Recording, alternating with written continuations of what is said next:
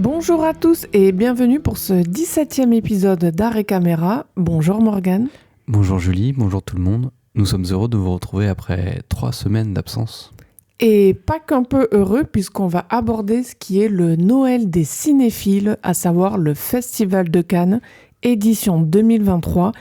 Alors, je stoppe de suite les rumeurs Morgane, nous ne serons pas sur place, ne cherchez pas à nous rencontrer là-bas. Ouais, on a préféré partir en Corée du Sud plutôt que de payer un appartement des milliers d'euros à Cannes. Et je pense que c'était le meilleur choix à faire. Mais quoi qu'il en soit, comme toute personne, j'ai envie de dire, issue d'Internet, ça ne nous empêche pas d'avoir un avis sur la question. Ouais, d'autant plus que c'est notre sujet qui fâche, et ça fâche beaucoup, Cannes. C'est souvent un moyen de se taper dessus. Ah bah c'est parti, on va voir si oui ou non les coups vont s'échanger ou pas.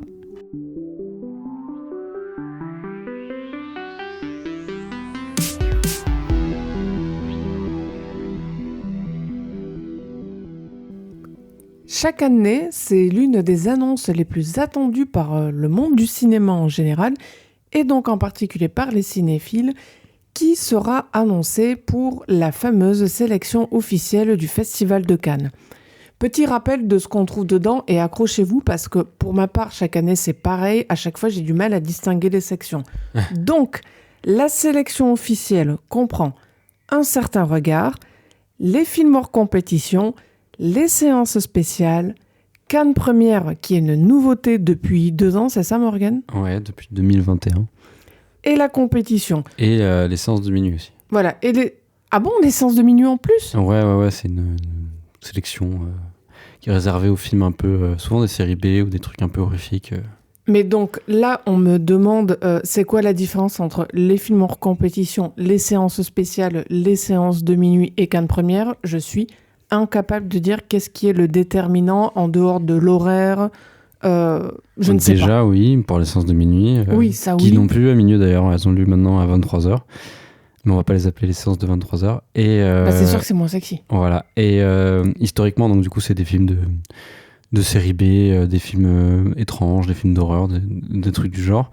Cannes Première, on va dire que c'est la manière dont vend Thierry Frémaux, le programmateur, le délégué général du Festival de Cannes. C'est à la base c'était pour en 2021-2022 pour combler le fait qu'il y avait trop de films parce qu'il y avait les 2 années de Covid. Mais au final, c'est resté ce dispositif Cannes Première. Voilà, c'est resté. Et là cette année, il dit que du coup il y a beaucoup de moins de films. Pour l'instant, il n'y en a que 4. Peut-être qu'il y en aura en plus, on ne sait pas, ou peut-être 2. Et en fait, l'idée c'est de donner une visibilité à des films souvent de cinéastes chevronnés, mais qui ont des films jugés. Alors c'est un peu délicat, mais jugé. C'est un peu arbitraire. Ouais, jugé pas forcément assez bon pour être en compétition, ou peut-être que le sujet en lui-même ou la forme n'est pas aussi forte ou mérite d'être en compétition. L'année dernière, par exemple, on a eu, c'est pour ça que ça porte à débat, parce que c'est quoi qui sépare la Cannes Première de la compétition. L'année dernière, on a quand même eu La Nuit du 12. Et Asbestas qui ont bien marché ensuite, notamment au César pour La Nuit du 12, puisque c'est le film qui est reparti Exactement. avec le plus grand nombre de Césars. Et Asbestas qui a bien marché et qui a eu les Goya aussi, l'équivalent de César. Voilà, et ce sont même 2 films qui ont très bien marché en salle, donc il y a aussi eu un plébiscite du public. Donc voilà, c'est un peu arbitraire, c'est vrai. Donc c'est aussi une manière, moi je le dis pour rigoler, c'est un peu la poubelle de la compétition. C'est-à-dire qu'en fait, ils vont foutre des films en compétition et des films qui auraient pu être en compétition, mais qui n'auraient pas plu peut-être à une personne ou moyennement, du coup ils vont le mettre à Cannes Première. Et ensuite, tout cas, j'allais dire le fait que justement il y ait eu La Nuit du 12 et Asbestas qui ont été à Cannes Première l'an passé et qui ont bien marché, ça permet aussi de continuer quelque part à justifier l'existence de cette section au sein de la sélection officielle cannoise. Voilà, en fait pour moi du coup c'est des premières, on va dire, de prestige pour Cannes, mais qui n'ont pas le côté glamour que peuvent avoir les films donc montrés hors compétition, comme on dit, qui sont souvent des grosses machines, souvent des blockbusters d'ailleurs, américaines. Et cette année, on a par exemple Indiana Jones, ce genre de films, qui sont voilà, des gros films. Et pour le coup, Cannes Première, c'est des films qui ont plus un cachet, justement, Cannes, mais qui n'ont pas fait partie de la sélection. Et du coup, ça donne un côté un peu... là, cette année, on a Takeshi Kitano, on a Victor Erice, Mais ce genre de tu vois, réalisateur Morgane, quand on dit que c'est arbitraire, c'est par exemple le Kitano, tiens, pourquoi il est en Cannes Première et il n'est pas en séance spéciale ou, tu vois ce que je veux dire? Enfin, au final, ça veut pas dire grand-chose, tout ça. parce ce que j'ai compris, il a fait une comédie noire historique. Voilà, c'est pas du Cannes en fait. C'est pas. Enfin, c'est dommage. Bon, pourquoi Bien sûr. les films de ce genre n'ont pas leur place en compétition à Cannes? Parce que tu le sais. Les gens le savent en général. Les films de Cannes, faut que ça parle. Il y a un côté un peu social, un truc un peu politique. Faut que ça parle du cinéma, des choses comme ça. Alors que la comédie noire, c'est pas forcément quelque chose de noble, on va dire. Mais il y a eu quelques fois des films de ce genre en compétition, mais pas tant que ça, voilà. c'est vrai. En tout cas, au total, j'ai compté 2 fois pour être sûr de ne pas me tromper.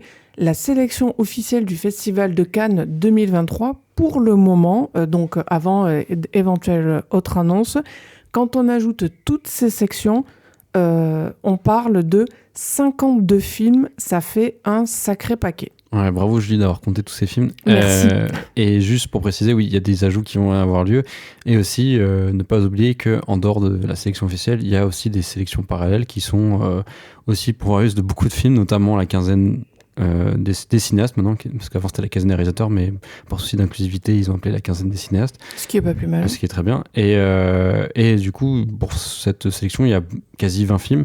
Semaine de la critique, qui est donc consacrée au premier et deuxième film de cinéastes. Il y a, on va dire une dizaine de films en comptant la compétition. Ils ont aussi d'ailleurs compétition, ils ont aussi une ouverture, une clôture et des courts-métrages. Et il y a la CID aussi, qui est la plus petite, on va dire, de ces sélections, qui propose vraiment des films fragiles.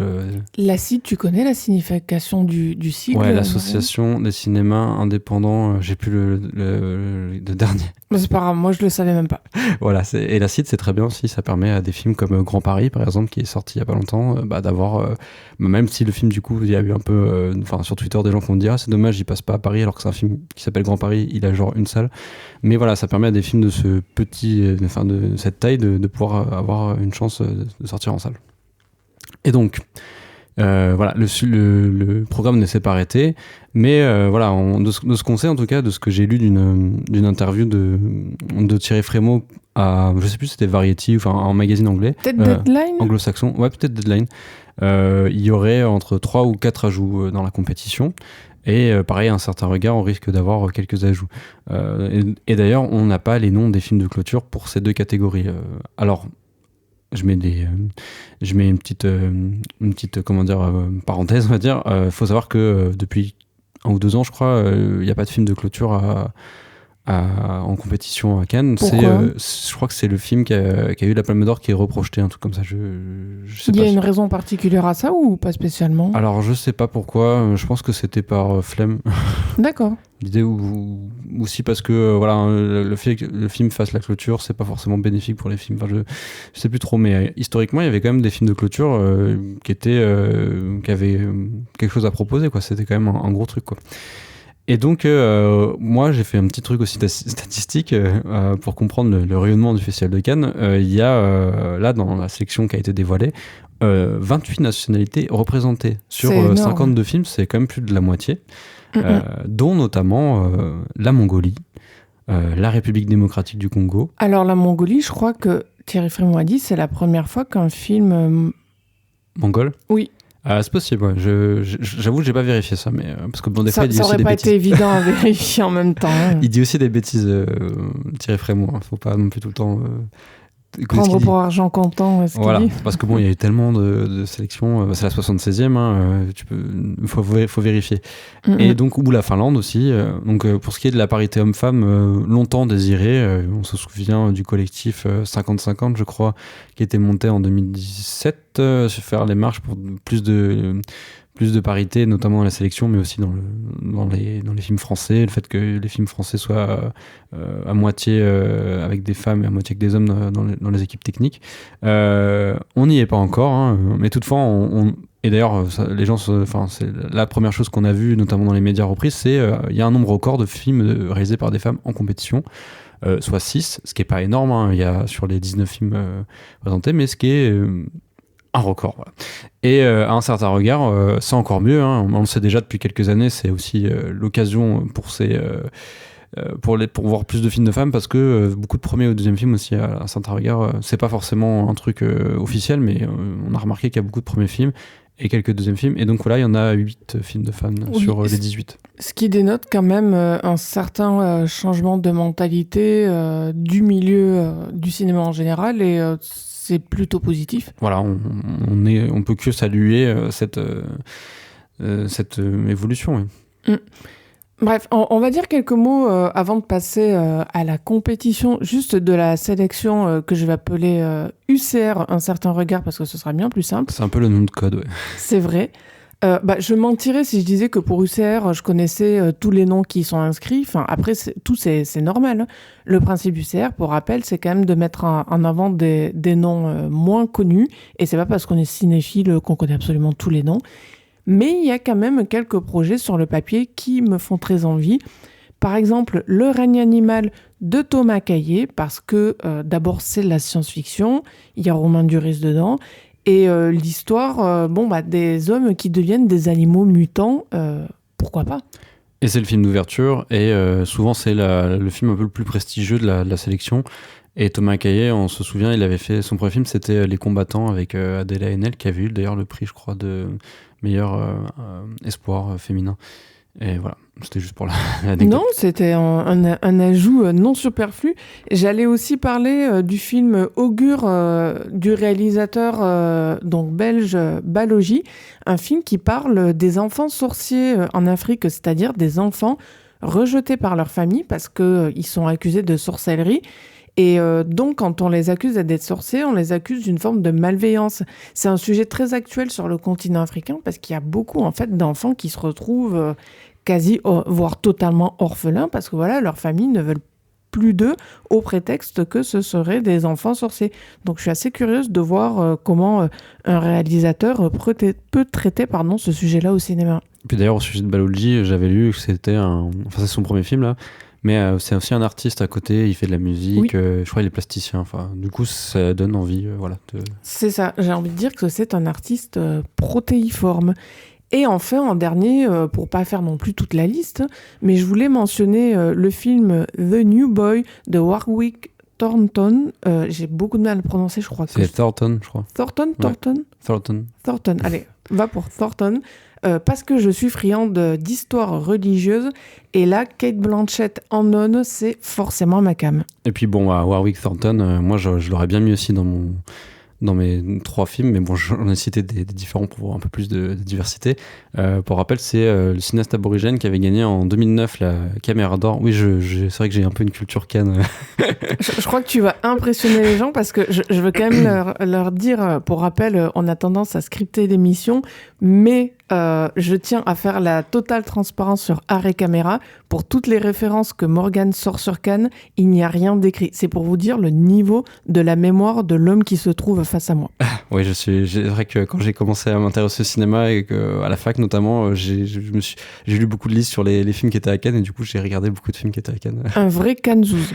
Ouais, c'est clair. Et donc, le film c'était Samson et Dalila, c'était très très bien. C'était un film sans parole qui suit un couple d'aborigènes. Et du coup, j'ai hâte parce que j'ai pas vu son film précédent qui est sorti, je crois, en 2017. Qui est sorti, je sais même pas s'il est sorti en salle ou alors de manière très confidentielle. Et du coup, là, je crois que c'est son 3e film. En 13 ans, donc je suis content qu'il soit sélectionné. Et surtout, il y a Cate Blanchett, une actrice australienne, donc voilà. On a vu déjà une première image, c'est pas grand-chose sur les réseaux sociaux, mais ça fait envie, voilà. Oui, complètement. Alors moi, si je dois citer 3 noms de la sélection à un certain regard, tu m'as rendu un peu la tâche difficile parce que voilà, c'était des films que moi aussi j'avais spoté, ceux que tu as cités. J'avais les loupés lors de l'annonce, j'avais pas tilté. Il y a un film de Anthony Chen, celui qui avait fait Ilo Ilo en 2013, qui avait eu la Caméra d'Or. des mains de Agnès Varda d'ailleurs. Et c'est un réalisateur singapourien. Et là, The Breaking Ice, il y a une affiche qui est sortie qui est très très belle. Très belle, avec de la glace dans un fond bleu, vraiment très très belle. C'est ça. Et en fait, ça suit un trio de personnages dans le nord de la Chine qui part en week-end en fait dans le nord de la Chine.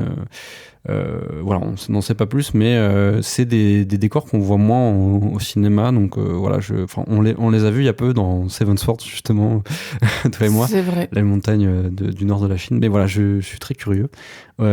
Aussi, du coup, le film mongolien, justement, de la réalisatrice. Mongole, de la réalisatrice mongole Zoljargal Purvedash. Je le dis bien, j'espère. Donc on ne sait pas grand-chose, si ce n'est qu'on suivra un jeune adolescent chargé de s'occuper de ses frères et sœurs après que sa mère ait quitté le foyer pour travailler à la campagne. Pour moi, ça ressemble étrangement à mon Koreeda préféré, qui est Nobody Knows. C'est un peu la même histoire. Sauf que là, ça se passe en Mongolie. Et je crois qu'aussi le personnage principal essaye de gagner un concours de sport. Donc voilà, il doit y avoir plein de trucs entremêlés. C'est intéressant, et en plus un film de femme, donc voilà, je suis content. Et dernier film, moi j'ai pas fait très surprenant, mais il y a un film coréen d'un cinéaste, c'est son premier film qui s'appelle Kim Chang-un, et ça s'appelle Hopeless, et c'est un film noir qui se passe dans le milieu du crime, où on suit une petite frappe qui tentera d'échapper à l'univers de la PEC, donc assez classique, mais on sait que la Corée, elle arrive quand même à faire ce genre de thriller, donc voilà, je suis curieux. On quitte UCR pour parler de la compétition en elle-même. Il n'y a pas non plus grand-chose à dire des films de la sélection qui sont hors compétition. Tu l'as rappelé, Morgane. Ce sont toujours un peu des vitrines prétextes à, on va dire, des tapis rouges bondés. En tout cas, concernant la compétition stricto sensu, une surprise pour ma part pour l'édition 2023. Enfin, la compétition cannoise, pour le dire vite, ce sont toujours plus ou moins les mêmes noms qui reviennent. C'est cette impression-là qu'on a quand on suit ça un peu de l'extérieur. Bon, on a l'impression de voir toujours les mêmes réalisateurs. Et quand je dis réalisateurs, c'est réalisateurs vraiment au masculin qui sont mentionnés. Enfin, j'avais peur de ça aussi pour cette année, enfin, comme pour toutes les années. Pour le coup, je trouve qu'on y a un peu plus échappé que d'habitude. Certes, il y a des gens connus, des cinéastes qui sont déjà venus par le passé, mais disons, hormis Ken Loach et ses 2 palmes d'or, allez, Nuri Bilge Ceylan aussi, qui en a déjà une, je trouve qu'on est un peu plus dans la nouveauté que d'habitude, et pas que parce qu'il y a 6 réalisatrices au compteur. Je crois que l'impression aussi, c'est parce qu'on lisait dans les pronostics qu'il y aurait des films de Lanthimos, Michel Franco, Matteo Garonne, c'est-à-dire des cinéastes qu'on n'aime pas trop voir en compétition, parce que c'est toujours, surtout quand il y a Robin Östlund, c'est un peu ce genre de cinéma un peu malin, un peu cynique et tout, donc du coup... Et on les a souvent déjà vus en compétition. Et en plus, Lanthimos, à chaque fois qu'il était en compétition, il a gagné un prix. Michel Franco, pareil, il a gagné des prix...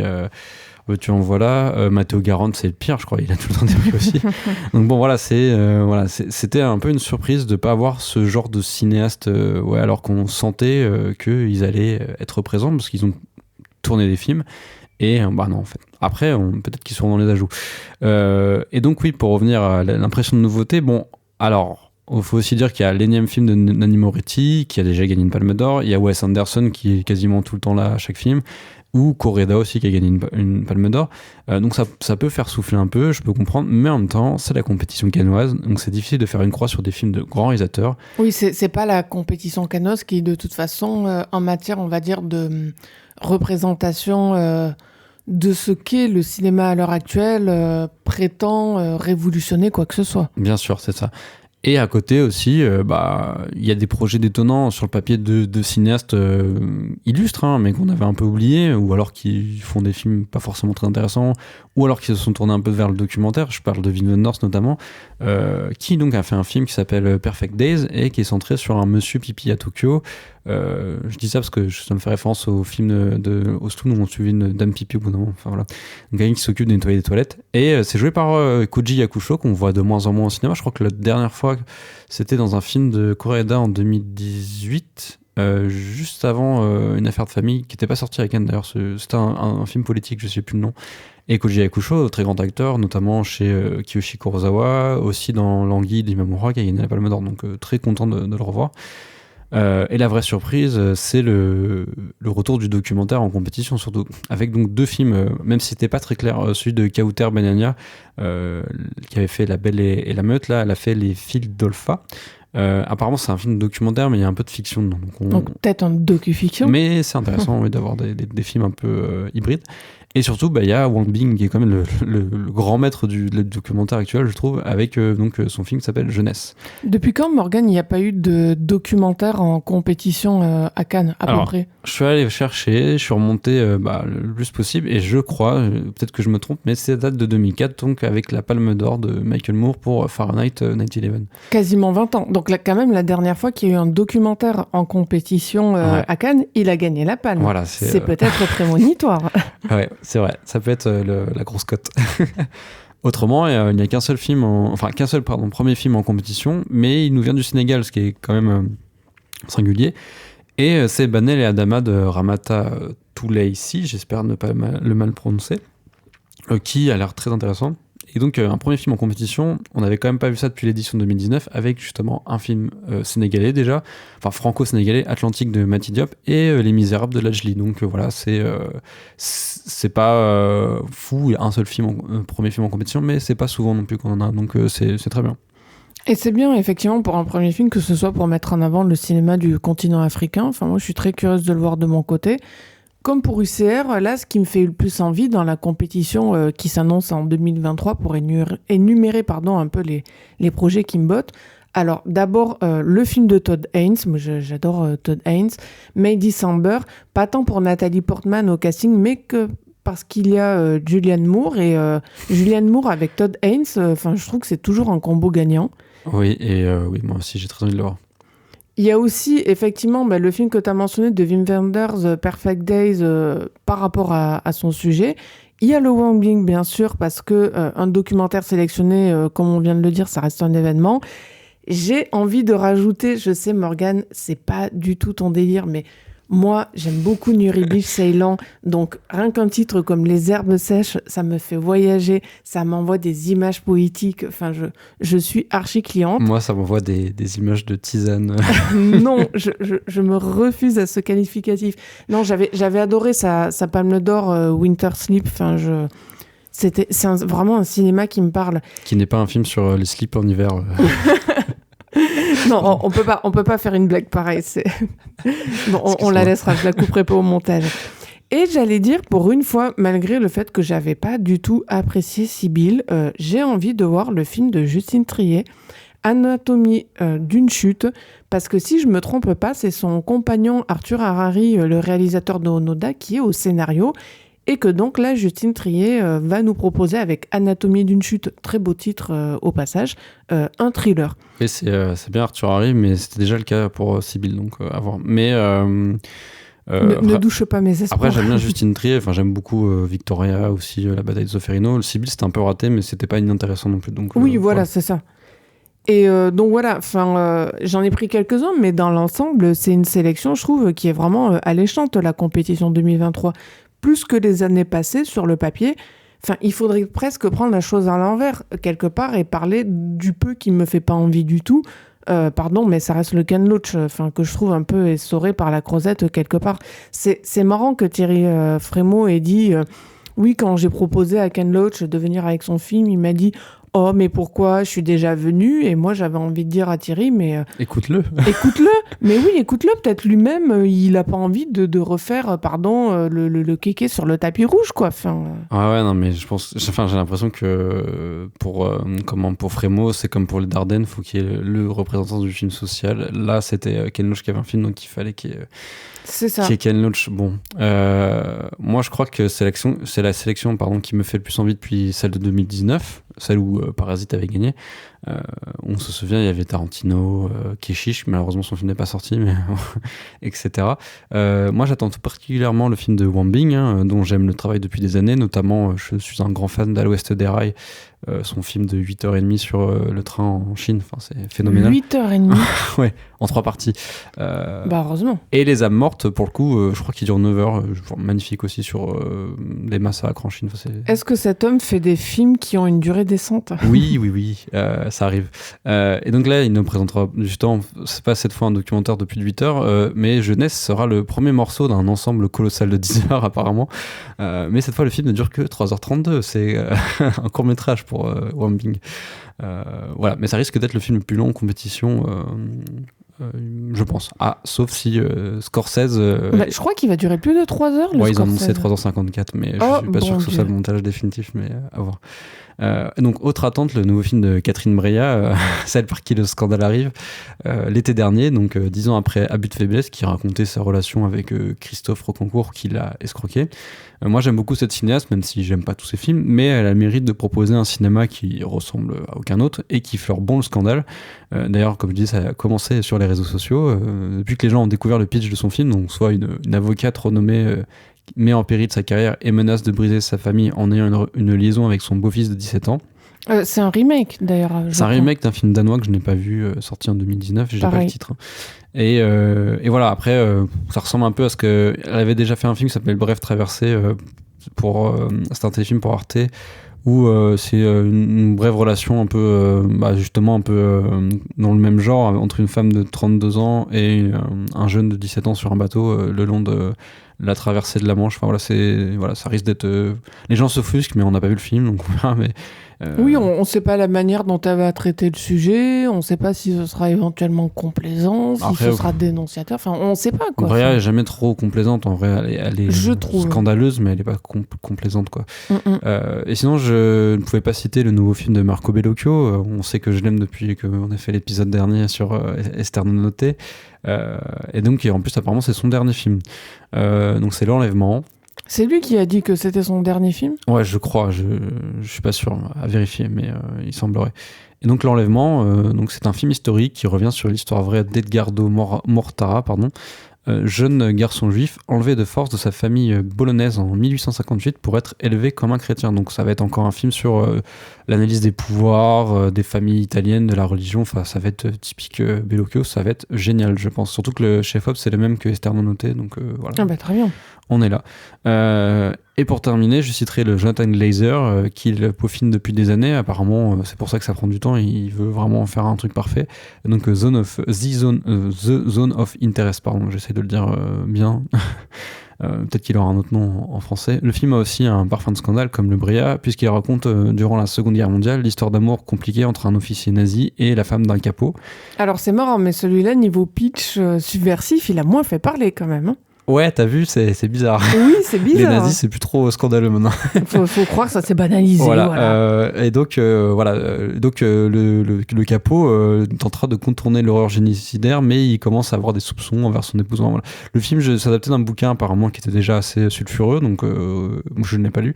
Mais voilà, Glazer, c'est pas toujours génial, mais au moins il y a du style, il y a de l'idée, donc je suis curieux de voir. Donc ça va passer ou ça va casser ce film. Moi, ce qui me fait le moins envie, par contre, quand tu as cité Ken Loach, moi, c'est désolé, le Bill Gates Shelan, dont le cinéma m'ennuie depuis Il était une fois un atelier. Alors qu'avant, j'aimais beaucoup. Les climats, les trois singes, c'est très bien. Bon, on verra, peut-être que Les Herbes Sèches achèvera de te convaincre dans le sens inverse. De toute façon, on ira le voir. Voilà. Bien sûr, on ira le voir. Ça risque de durer 3h30 aussi. Mais nous irons le voir. Pour conclure, Morgane, la compétition, donc là, on a dit, elle n'était pas encore totalement close. Qui peut s'y ajouter encore ? On pense inévitablement au film de Bruno Dumont, l'espèce de truc de science-fiction avec des extraterrestres. Ouais. Oui, voilà, c'est ça. Il y a eu aussi des affiches d'un projet posthume de Godard qui ont été dévoilées sur Internet avec la mention du Festival de Cannes, mais qui n'ont pas été mentionnées par Frémaux. Il y a aussi eu le Corsini qui a été retiré de la compétition in extremis pour des couacs sur le plateau de tournage. On parle carrément de harcèlement. Il y a une aide du CNC retirée pour une séquence avec des mineurs qui ne passent pas, si j'en crois, le Parisien, mais qui reviendra peut-être. Bref, à quoi on peut s'attendre là pour les jours qui viennent ? Ouais, pour le Corsini, c'est le Parisien d'ailleurs qui a balancé ça il n'y a pas longtemps. Oui. Et je pense qu'il y a la jurisprudence, les amandiers. Bon, c'est pas le même cas non plus, mais Mais voilà, ils veulent pas non plus créer un remous comme c'était passé. Après, c'était après Cannes, mais le film était à Cannes, Les Amandiers, donc voilà. Je vais faire une remarque complètement gratuite. J'insiste sur le gratuit, mais bon, j'entends très bien qu'on refoule des films parce que ça s'est pas bien passé, ça veut dire qu'il y a un changement de mentalité, etc., etc. Mais je peux pas m'empêcher de me dire pourquoi le Maïwenn est là. Ouais. C'est vrai Non, mais que c'est du vrai, coup, s'il n'y a pas le corps signé, pourquoi il n'y aurait pas le Maïwenn, Non, mais oui. Enfin, alors on va me dire, oui, il y a un jugement qui a été rendu et tout, mais enfin, quand même. Oui, c'est ça en fait. Je pense que c'est l'excuse pour Frémaux. Il veut dire que il a été déclaré. Enfin, on a dit qu'il était innocent. Voilà. Bref.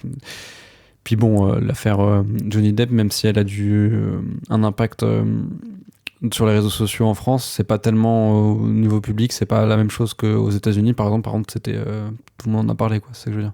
C'est vrai. Enfin, en France, on en a beaucoup, beaucoup parlé, mais non, je pense que tu as raison, Morgane. C'est par rapport au jugement rendu que ça se fait comme ça, en fait. Voilà. Et pour Godard, je voulais juste dire que oui, ça a étonné les gens parce qu'il y a une affiche qui a été balancée sur Internet.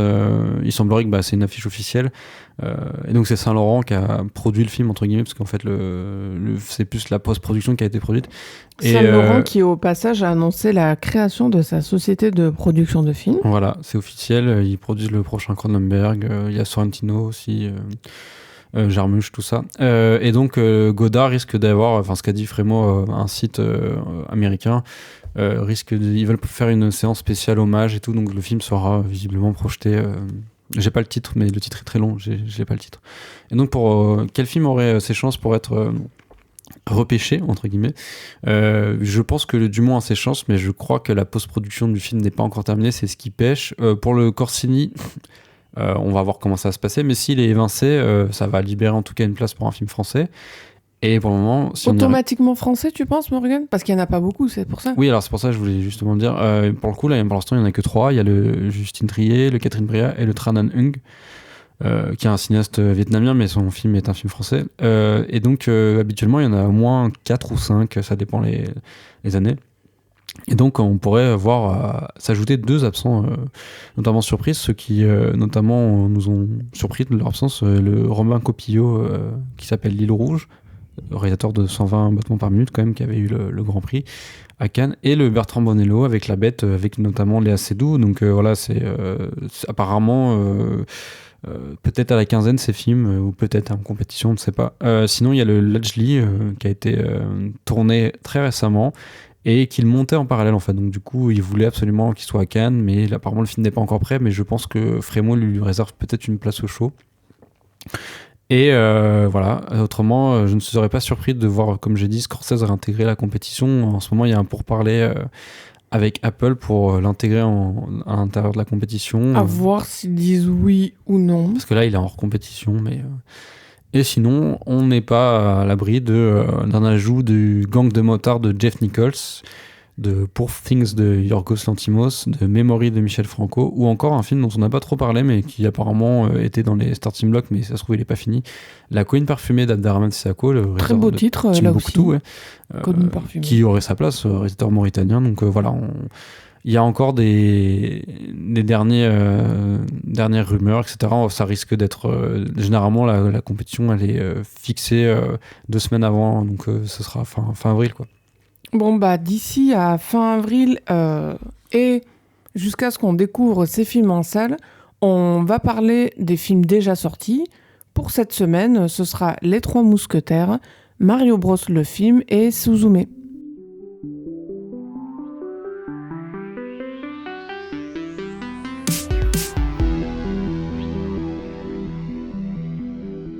Après le biopic consacré à Gustave Eiffel, Martin Bourboulon repasse derrière la caméra en reprenant Romain Duris avec lui pour un des films français les plus attendus de l'année, je crois qu'on peut dire ça, Morgane.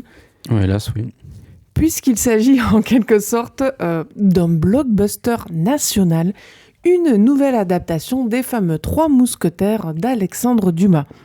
Produit par Jérôme Seydoux, le film fait partie d'un diptyque dont la suite Milady sortira à la fin de l'année. Est-ce que tu peux le résumer en quelques mots ? Oui, Julie. Alors, D'Artagnan, un jeune gascon fougueux, est laissé pour mort après avoir tenté de sauver une jeune femme d'un enlèvement. Une fois arrivé à Paris, il tente par tous les moyens de retrouver ses agresseurs, mais il ignore que sa quête le mènera au cœur d'une véritable guerre où se joue l'avenir de la France. Alors bon, j'annonce d'emblée la couleur, hein. Je vais être dans l'incapacité la plus totale de défendre ces trois mousquetaires, et ce, peu importe par quel bout je le prends. Enfin, pour atténuer un peu ce qui va suivre, hein. J'ai bien aimé Louis Garrel et Vicky Krieps. Elle, parce que bon, elle se débrouille bien dans la catégorie je joue une figure de la royauté. C'était déjà le cas dans Corsage, dont on avait parlé dans un précédent C'est épisode. vrai. Lui, parce que il a choisi d'interpréter le roi Louis XIII avec beaucoup de mordants, ce qui lui permet quelque part à Louis Garrel de se situer au-dessus de la mêlée. C'est vrai qu'on a l'impression qu'il se marre. Oui, qu'il est là, qu'il rigole, mais il a raison. Mais il le fait très bien. Et il le fait très bien, oui. Le reste du casting, bon, bah, il est un peu sous-employé, il est fade en conséquence, quand il ne joue pas de manière ronflante. Enfin, pardon, mais Eva Green, on dirait qu'elle est juste là... Enfin, Eva Green, je crois d'ailleurs que ça se dit, et pas Eva Green, normalement. On dirait qu'elle est Eva juste... Green. Et il me semble parce que en fait, Green, c'est pas... Elle est suédoise d'origine, c'est pas anglais. Elle est suédoise d'origine. J'en suis quasi sûre. Ah ouais, c'est marrant. Enfin, ça. on dit tous Eva Green en français, mais il me semble bien que c'est Eva Green normalement. Moi, je pensais que son père, il était anglais. Walter Après, Green. je dis peut-être une énorme bêtise, et dans ce cas-là, il faut me couper. Ah, ouais, on va voir Walter Green, mais je crois que c'est un anglais. Oui, non, c'est un anglais. Mais c'est pas une suédoise d'origine? Non. Bon, bah allez, Eva Green, je dis une bêtise, mais de toute façon, là, en Ah si, revanche... franco-suédois. Ah, tu vois, franco-suédois. Ah ouais, ok. Bon. Donc, normalement, ça se dit Eva Green. Bah, tout le monde, tous les Toute médias la presse, se trompent toutes depuis les des médias années. se trompent. Voilà, c'est ma théorie Mais bon, conspirationniste. je préfère du jour. Eva Green, c'est plus sympa à lire. Je comprends. Donc, moi, je suis d'accord avec toi, Eva Green a fait du Eva Green. Un peu Oui. dommage d'exploiter d'ailleurs une actrice de qualité. On l'a vu d'ailleurs dans Nocebo Effect, qui a assez très bien joué. Pour un rôle aussi cliché de femme fatale avec un passé mystérieux, mais surtout réduit à 4 ou 5 scènes. Donc en fait, c'est vraiment juste un cliché, en fait, il n'y a rien d'autre. Gageons qu'elle aura peut-être un peu plus de poids dans la suite, parce que justement, elle est intitulée, comme tu l'as dit, Julie, Milady, donc son personnage, qui est super connu dans l'univers des Trois Mousquetaires. C'est un peu l'équivalent de, tu sais, le méchant dans Sherlock Holmes, j'ai oublié son nom. Moriarty. Voilà, Moriarty. C'est un peu l'équivalent, c'est On sent que je suis une fan. l'antagoniste principal, oui, c'est ça. Pour moi, le pire du casting, ça reste certainement François Civil qui joue D'Artagnan et Nina Coudry qui fait Constance Bonacieux, donc son amoureuse, quoi. Bourboulon, on voit, il a essayé de mettre en avant un duo d'acteurs jeunes et beaux qui ressemblent d'ailleurs plus à des gens de notre époque qu'à ceux du XVIIe siècle. Et pourquoi pas, hein, mais c'est le choix qui a également été fait pour les séquences qui sont centrées sur ces deux personnages, donc avec un jeu moins littéraire, parce qu'on le voit hein, quand les autres personnages jouent, il y a un truc, ils récitent les phrases du texte avec un truc un peu théâtral et littéraire surtout. Mais à ce niveau, j'y reviendrai plus tard, mais moi, j'ai pas tout compris. C'est-à-dire que, en fait, il y a pas vraiment de mélange. C'est que on dirait qu'au début, on nous parle surtout avec des dialogues littéraires, et au bout d'un moment, ça devient moderne, on sait pas pourquoi, et ça revient plus vraiment au littéraire. Enfin, moi, ça m'a complètement perdu, on va dire, cette alternance langagière. Ouais, c'est possible. En fait, moi, à un moment, j'ai lâché, en fait. Enfin, j'ai pas cherché à voir si c'était plus... Enfin, j'ai trouvé... Ça ressemblait à une sorte de bouillie au bout d'un moment, donc c'est un peu compliqué. Et donc, c'est, comme je disais, ce choix aurait pu être intéressant, mais c'est catastrophique. Et les scènes, qui sont des scènes intimes, en fait, entre les deux personnages, parce que c'est l'histoire d'un amour naissant, voilà, relèvent davantage de la parodie de romance à costume, donc un truc style téléfilm France 3. Bah, c'est très gentil. Hein. Voilà, c'est pas terrible. Et d'ailleurs, on sent que, par exemple, plus Lina Coudry que Civil, moins à l'aise justement dans ce registre-là. Il n'y a Civil, pas d'alchimie.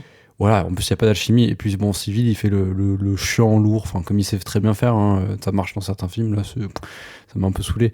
Et donc pour les Trois Mousquetaires, je trouve qui sont joués par Vincent Cassel, Romain Duris et Pierre Marmal, je trouve qu'ils font le job, hein, ils cabotinent à fond, hein, et gaiement.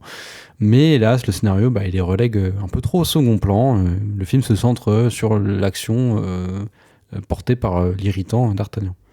Je vais en revenir justement à la littérature et ce discours contemporain dans Les Trois Mousquetaires. Bon, bah oui, c'est un choix d'écriture qui se défend, mais pour aborder ce qui est pour moi un des défauts les plus criants du film, je trouve que ça tient pas la route.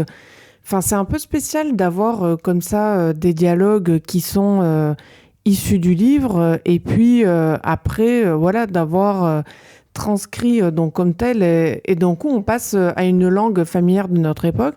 Enfin, moi, j'ai eu du mal à comprendre en fait le but ici. Je comprends pas d'un point de vue artistique pourquoi ça a été fait comme ça.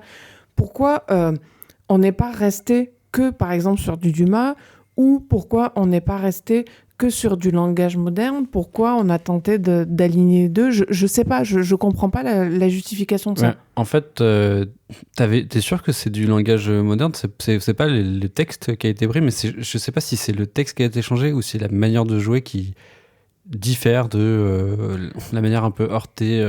Je pense pas que les dialogues sont uniquement issus du D'accord. texte. Moi, j'étais Mais pas j'en sûr, sais rien. mais je trouve qu'il y a un changement de registre au moins dans le jeu en fait qui fait que du coup on est plus dans la sitcom Oui. à ce moment-là. C'est totalement sitcom, c'est un peu plus belle la vie en fait à ce moment-là que le truc. Et encore une fois, d'époque. je sais pas pourquoi, mais oui, il y a un moment, on va dire à peu près au premier tiers du film, voire peut-être un peu avant, où il y a ce fameux changement de registre et on sait pas trop. C'est comme si au moment où le film avait été tourné, on s'était dit, bon, là, on va changer parce que ça convient pas. Enfin, c'est très bizarre, ça passe pas trop. Mais comme dans la liste des choses que j'ai pas comprises dans Les Trois Mousquetaires, il y a, donc ça fait un poil polémique, un poil, on va pas exagérer non plus. Pourquoi Porthos, donc incarné par Pio Marmaille, devient bisexuel? Alors, c'est pas grave en soi qu'il soit bisexuel, Ah et non, pourquoi pas, hein. c'est pas ça Moi, ce que je ne comprends pas, c'est pourquoi c'est dit au détour d'une phrase et on n'en fait strictement rien derrière. Enfin, c'est complètement gratuit. C'est-à-dire, quitte à ce qu'il soit bisexuel, bon, bah, autant que ça ait des conséquences sur l'histoire. Oui, Là, ça aurait eu un intérêt. faites-en un vrai trait de caractère et pas juste oh regardez on est woke.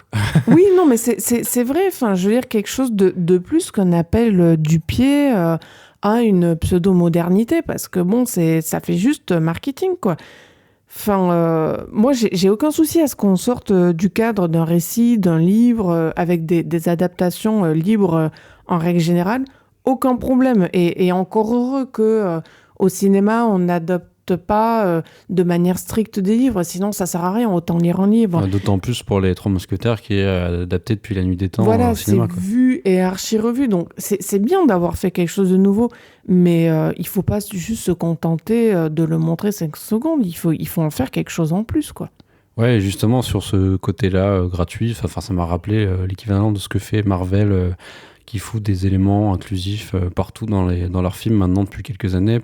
Et ça fait un peu cheveux sur la soupe, quoi. Genre, ah tiens, on va mettre un personnage, il est gay en fait, mais on le sait qu'à un moment donné, et en fait, c'est pas du tout un trait, enfin, un truc de sa personnalité, c'est vraiment genre, il est gay, voilà. Donc, c'est un peu saoulant. Oui, c'est que de la représentation pour plaire à un certain public, et ça n'a aucune valeur ajoutée. Voilà, c'est ça. Et en plus, enfin, c'est limite insultant en vrai. Enfin, Bien ton sûr. personnage, il est gay, mais juste gay en fait. Voilà, c'est pas, y a rien d'autre. Y a pas de, on le montre même pas agir de cette manière. Enfin, y a rien quoi. Oui, c'est faire valoir. Et plus globalement, enfin, le film s'inspire, on le sent, hein, des productions américaines, donc Marvel, mais pas que ça, et Martin Bourboulon et Jérôme Sédou, ils ont eu à cœur de proposer une œuvre qui fait grand spectacle hollywoodien, en s'inspirant notamment de ce qui est à la mode. Et ça se traduit à l'image, notamment par l'utilisation de quelques plans séquences pour les scènes d'action, ou par d'autres fois des montages qui sont nerveux. Je pense notamment à la scène d'assassinat à l'église,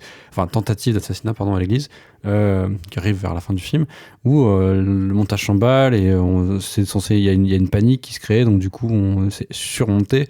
Et voilà, enfin on retrouve un peu ça, dans cette envie de faire un peu dynamique et nerveux, ouais. et nerveux, et aussi épate. Tu vois, le côté un peu épate du cinéma américain d'action actuel. Et malheureusement, en fait, le truc, c'est que tout est brouillon et laid. En fait, l'action, elle est illisible, même dans les scènes en plan séquence, ce qui est un comble quand même. Parce que la plan séquence, c'est censé rendre lisible l'action. Et c'est censé être très écrit et très travaillé. Enfin, le plan séquence, c'est facile un peu d'impressionner avec ça au cinéma, mais enfin, si c'est pas correctement cadré et suivi du début jusqu'à la fin, on n'y comprend strictement rien. Et là, c'est précisément ce qui se passe. Bah voilà, c'est ça en fait. La chorégraphie des combats, elle semble pas calée en fait avec la caméra. Il y a un effet fouillis, c'est regardable. Je pense notamment à une séquence où, c'est le premier d'ailleurs plan séquence. Je crois qu'il y en a pas beaucoup, mais il y a deux trois peut-être. C'est celui où en fait ils se retrouvent tous les trois, enfin tous les quatre du coup, ils sont censés tuer, avoir un duel avec D'Artagnan les trois parce qu'ils ont été invités. Après. Donc Vincent Cassel, Pio Marmaille et le troisième, punaise, c'est qui déjà ? Duris. Merci. Et en fait, c'est un guet-apens, il y a des ennemis qui arrivent et du coup, ils s'affrontent les quatre avec l'armée cardinal Richelieu, c'est ça. Et en fait, du coup, la caméra nous embarque, il y a un plan séquence et en fait, c'est assez marrant parce que du coup, on voit quand même où il triche en fait. Bourboulon sait qu'il y a des moments où la caméra va tomber parce qu'il y a un personnage, enfin ça va suivre le mouvement du personnage qui chute et en fait la caméra va se relever et en fait on sent que c'est pas exactement au même endroit où le personnage est tombé, donc en fait on voit qu'il triche et en fait à la rigueur pourquoi pas, mais le problème c'est que ça plus l'illisibilité ça fait quand même un peu brouillon quoi. Je veux donner des éléments concrets. Quand on parle d'illisibilité, Morgane, moi je me rappelle très bien du film, quand bien même on l'a vu il y a un mois environ, c'est que c'est pas compliqué. Par exemple, il y a des chorégraphies de type combat. Je vais prendre un autre exemple. John Wick 4, qui s'est fait critiquer pour X ou Y, mais un film comme John Wick 4, on ne peut pas lui enlever que quand on a un coup de poing, un coup de pied, un coup de ce qu'on veut, on voit à la caméra d'où le coup part, où le coup arrive, on comprend tout ce qui se passe, à quel moment, quand, où on est, où on va. C'est pas compliqué, c'est très bien filmé. En fait, ce qui est marrant avec le plan séquence dans Les Trois Mousquetaires, c'est qu'en fait, au lieu d'être quelque chose qui apporte de la lisibilité, c'est l'inverse. Et en fait, du coup... C'est ça, ça rajoute de la confusion. Du coup, c'est bizarre, ouais. En fait, il fait un plan séquence mais avec de la caméra qui tremblote tout le temps et qui va vite et qui... Et du coup, voilà, ça fait l'effet inverse. On ne voit pas ce qui se passe à l'image. Alors que effectivement, dans John Wick 4, c'est beaucoup de plans longs, donc des plans séquences, on peut dire. Et voilà, il filme sans montage les combats... du début à la fin et ça fait l'effet inverse et c'est ça qui est un échec pour moi dans Les Trois Mousquetaires, c'est que en fait c'est mal fait quoi. Les scènes d'action elles tiennent pas la route pour ça, c'est-à-dire que la caméra qui tremblote ça va 5 secondes, quand c'est tout le temps c'est juste pas possible, c'est effectivement irregardable, mais encore une fois on est disons dans un film de cap et d'épée, donc moi s'il y a des coups d'épée qui passent je veux pas qu'on me filme le pied d'une table ou d'une chaise. Et ça arrive systématiquement dans ce film. Je défie quiconque de me prouver le contraire. Il y a eu beaucoup, je trouve, de remarques très gentilles vis-à-vis des Trois Mousquetaires, disant que c'est bien que ça existe et tout. J'entends, mais je trouve pas que c'est bien filmé. C'est pas bien du tout. Et je parle pas de critères esthétiques ou d'avis subjectifs disant on trouve ça beau, laid ou quoi. Bon, ça c'est le point de vue de chacun. Mais encore une fois, vraiment, à ce niveau, la manière dont les choses sont montrées, c'est pas lisible. Et c'est le cas à chaque fois. Et ça m'a vraiment étonnée, en fait, ne serait-ce que pour des raisons de budget, on va dire. Ouais, et puis c'est un con pour un film qui mise beaucoup sur l'action, on le voit, hein, c'est vraiment un élément important du film. Quand les aspects plus politiques du roman de Dumas, par exemple, sont reliés à des clichés de mise en scène, le fameux coup du personnage qui entend quelque chose qui ne devrait pas, par l'entrebâillement d'une porte ou caché derrière un pylône, on a presque ça une dizaine de fois dans le film, c'est un peu scandaleux.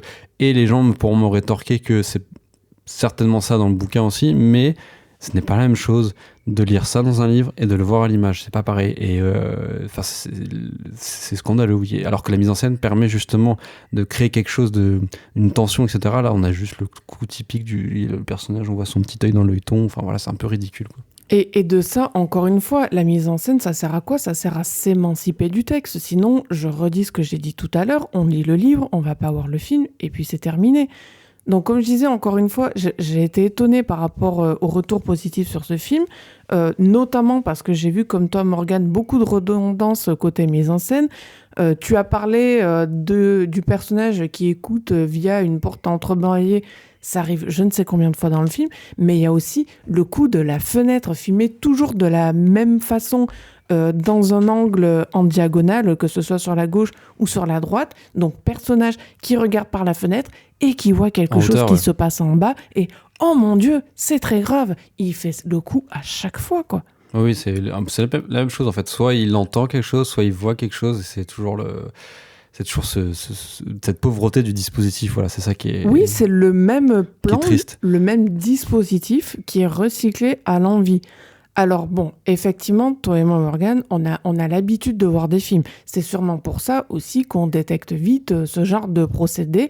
Il n'empêche que, quand bien même on le détecte vite, ça reste mal fichu. Tu viens d'invoquer Marvel, il y a pas mal d'appels du pied à ce qui est supposé être leur public, ne serait-ce que aussi, je voulais en parler, dans la scène post-générique. Elle n'apporte rien. Et en fait, c'est vraiment devenu une convention, ce truc-là. Il faudrait aussi parler d'une espèce de Netflix.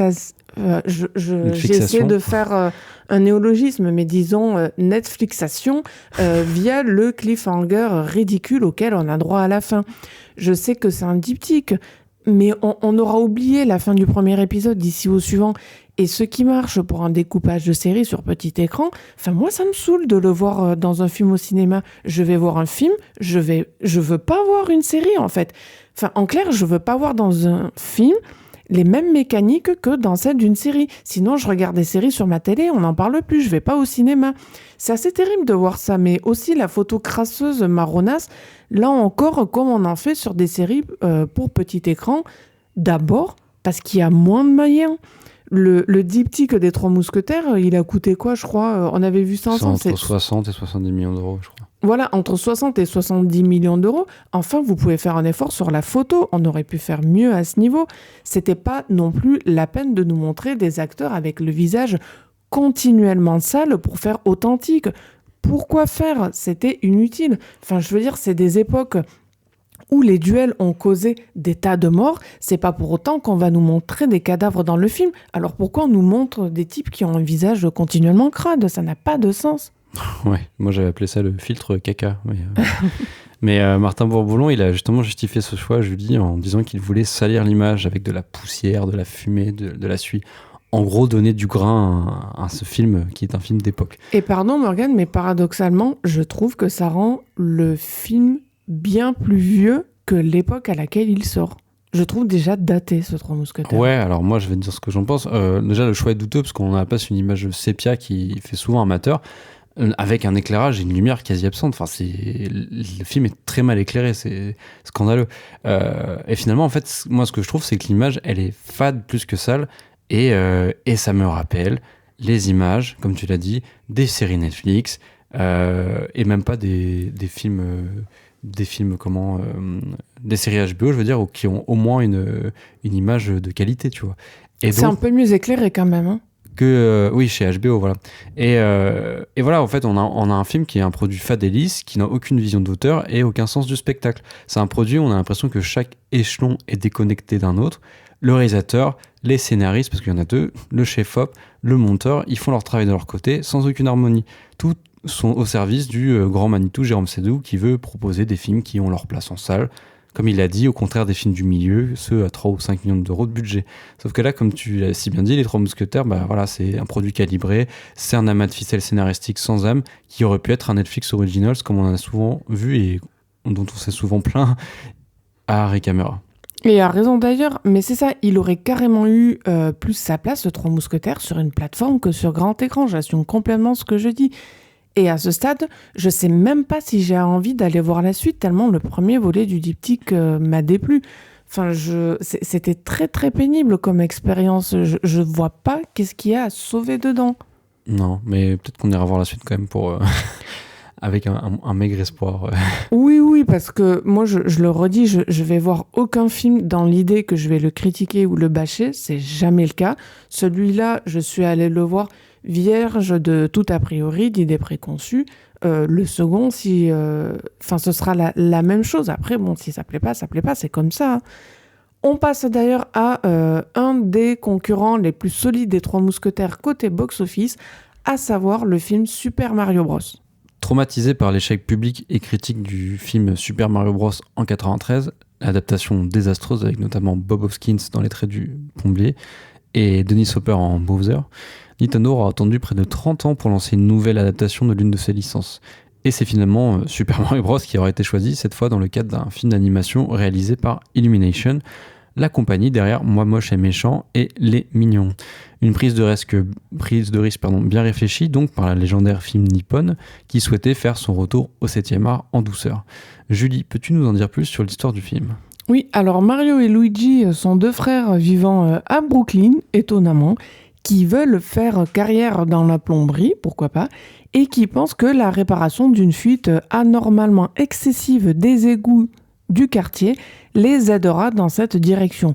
Sauf qu'ils se retrouvent de fil en aiguille via les tuyaux accidentellement dans un nouveau monde, séparés, ce qui entraînera Mario à venir à la rescousse de son frère aux mains de l'ignoble Bowser, avec l'aide, bien sûr, de la princesse Peach. Ouais, très bien résumé. Julie, tu le sais, je suis un amoureux de longue date de la saga Super Mario. Oh oui. Qui fut notamment le premier jeu vidéo auquel j'ai joué étant enfant, sur la Game Boy de ma sœur. Il s'agissait d'ailleurs d'un épisode très mineur, Super Mario Land. J'attendais de manière un peu fébrile cette nouvelle adaptation du jeu. Je l'avais d'ailleurs mis dans mes attentes de l'année. Et faut savoir que je suis pas un grand fan des films Illumination. Disons que si les films Moi Moche et Méchant et Les Mignons proposent quelques gags sympathiques, ils pâtissent quand même d'un manque d'inventivité formelle et narrative. D'ailleurs, Illumination, ça a un peu pris le relais de ce qu'était DreamWorks dans les années 2000 et jusqu'au milieu des années 2010, c'est-à-dire les films d'animation avec un cachet, avec de l'argent. Oui, quelque chose qui se distingue de ce que fait Disney, par exemple. Voilà, avec de l'humour, avec un côté décalé, ce que n'a pas forcément Disney. Et Pixar, lui, a le côté un peu émotion, le truc un peu de luxe, quoi. Et c'est ce qu'on peut reprocher à Super Mario Bros. Le film, justement, qui compile en 1h30 de film plus de 35 ans d'une saga vidéoludique riche et variée.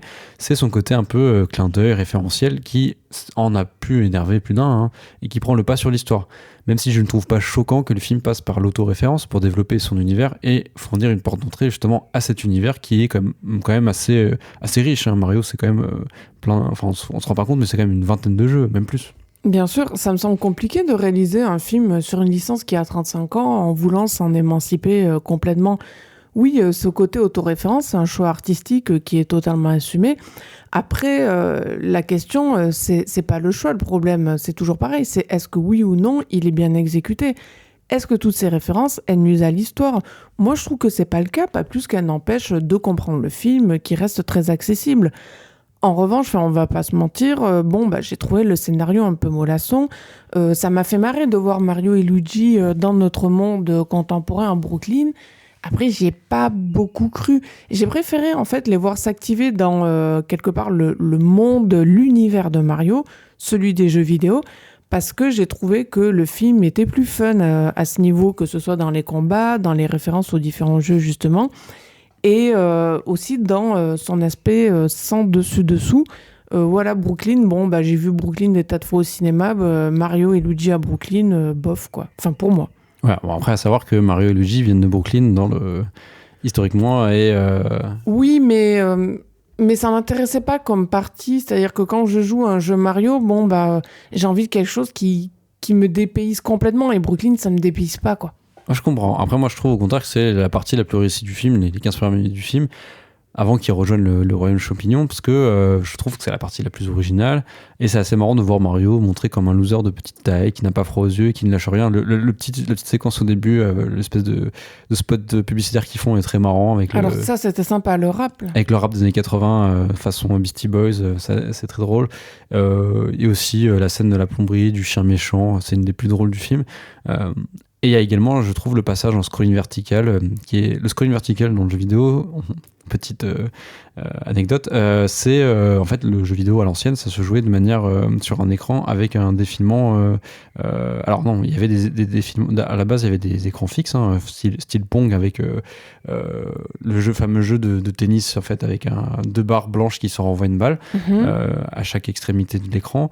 Tu avais aussi Pac-Man qui se passe sur un seul écran. Et ensuite, en fait, la grande révolution, c'est Mario au milieu des années 80, où en fait Mario se déplace sur le côté. Mais donc on appelle ça scrolling horizontal. D'accord, ça c'est effectivement. Donc quand ça se déplace de gauche à droite, c'est scrolling horizontal. Et donc là, il est question dans le film de scrolling vertical. Ah non, je disais un scrolling horizontal. J'ai dit vertical ? Je crois. Ouais, bah excusez-moi, alors je voulais dire scrolling horizontal, oui. Inspiré des premiers jeux de Mario, justement, cette séquence, en fait, c'est juste avant qu'ils aillent réparer la plomberie. En fait, t'as l'écran qui suit les personnages le long d'une rue. En fait, ils sautent comme dans le jeu Mario, quoi. Ça, c'est assez fun.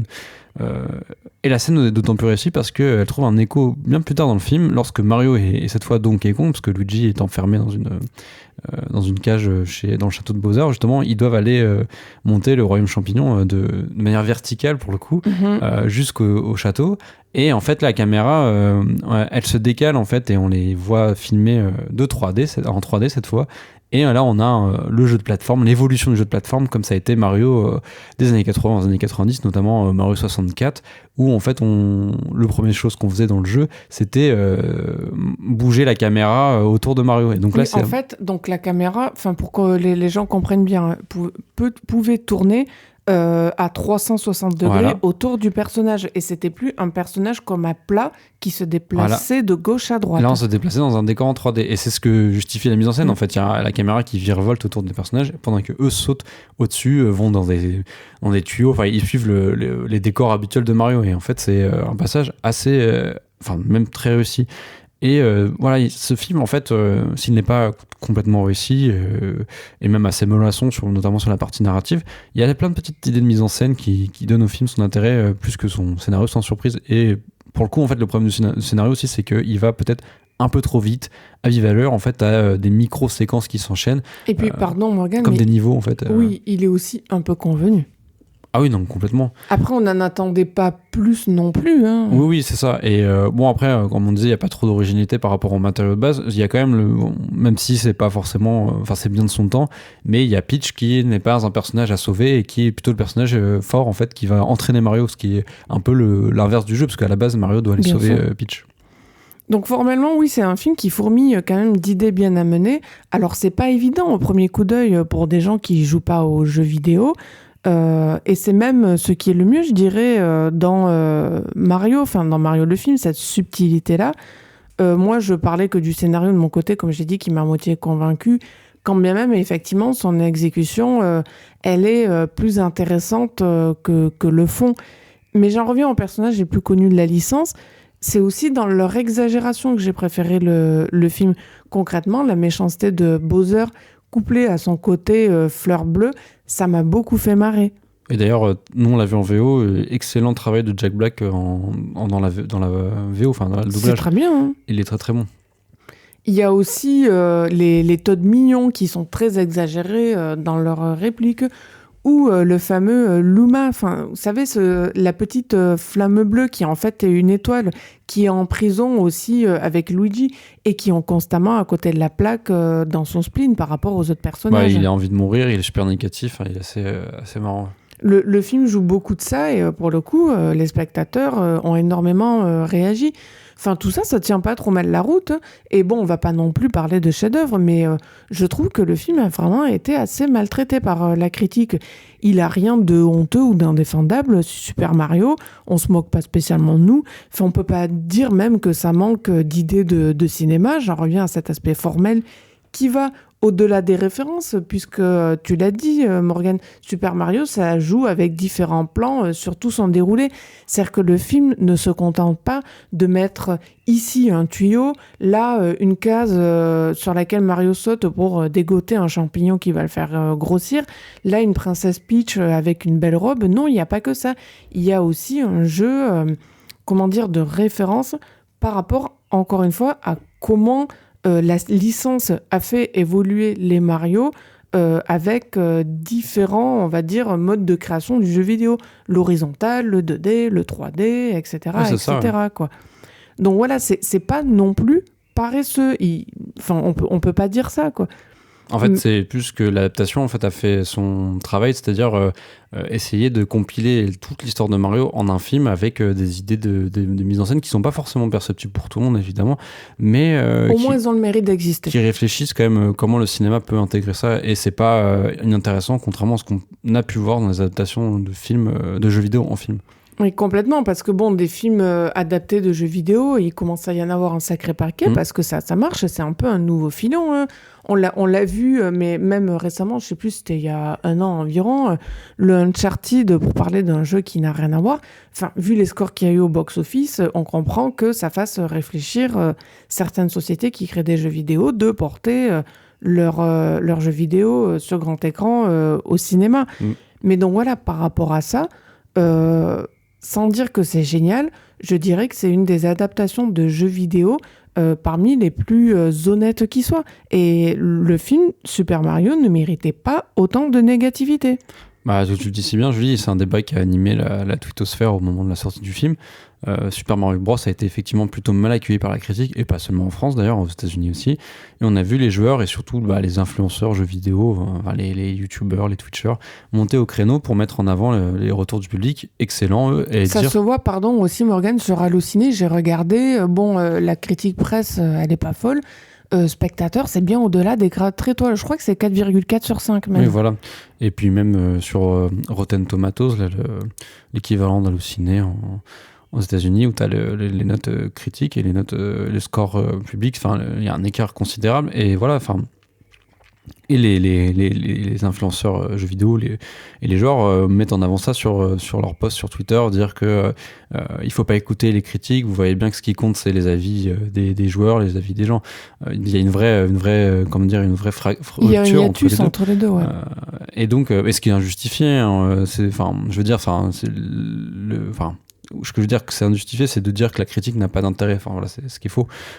Mais c'est ce qu'on retrouve aussi dans le milieu de la presse jeux vidéo. Enfin, c'est souvent conspué dès qu'un site ou un magazine met une mauvaise note à un jeu issu d'une grosse licence, notamment, on va dire, les trucs très attendus.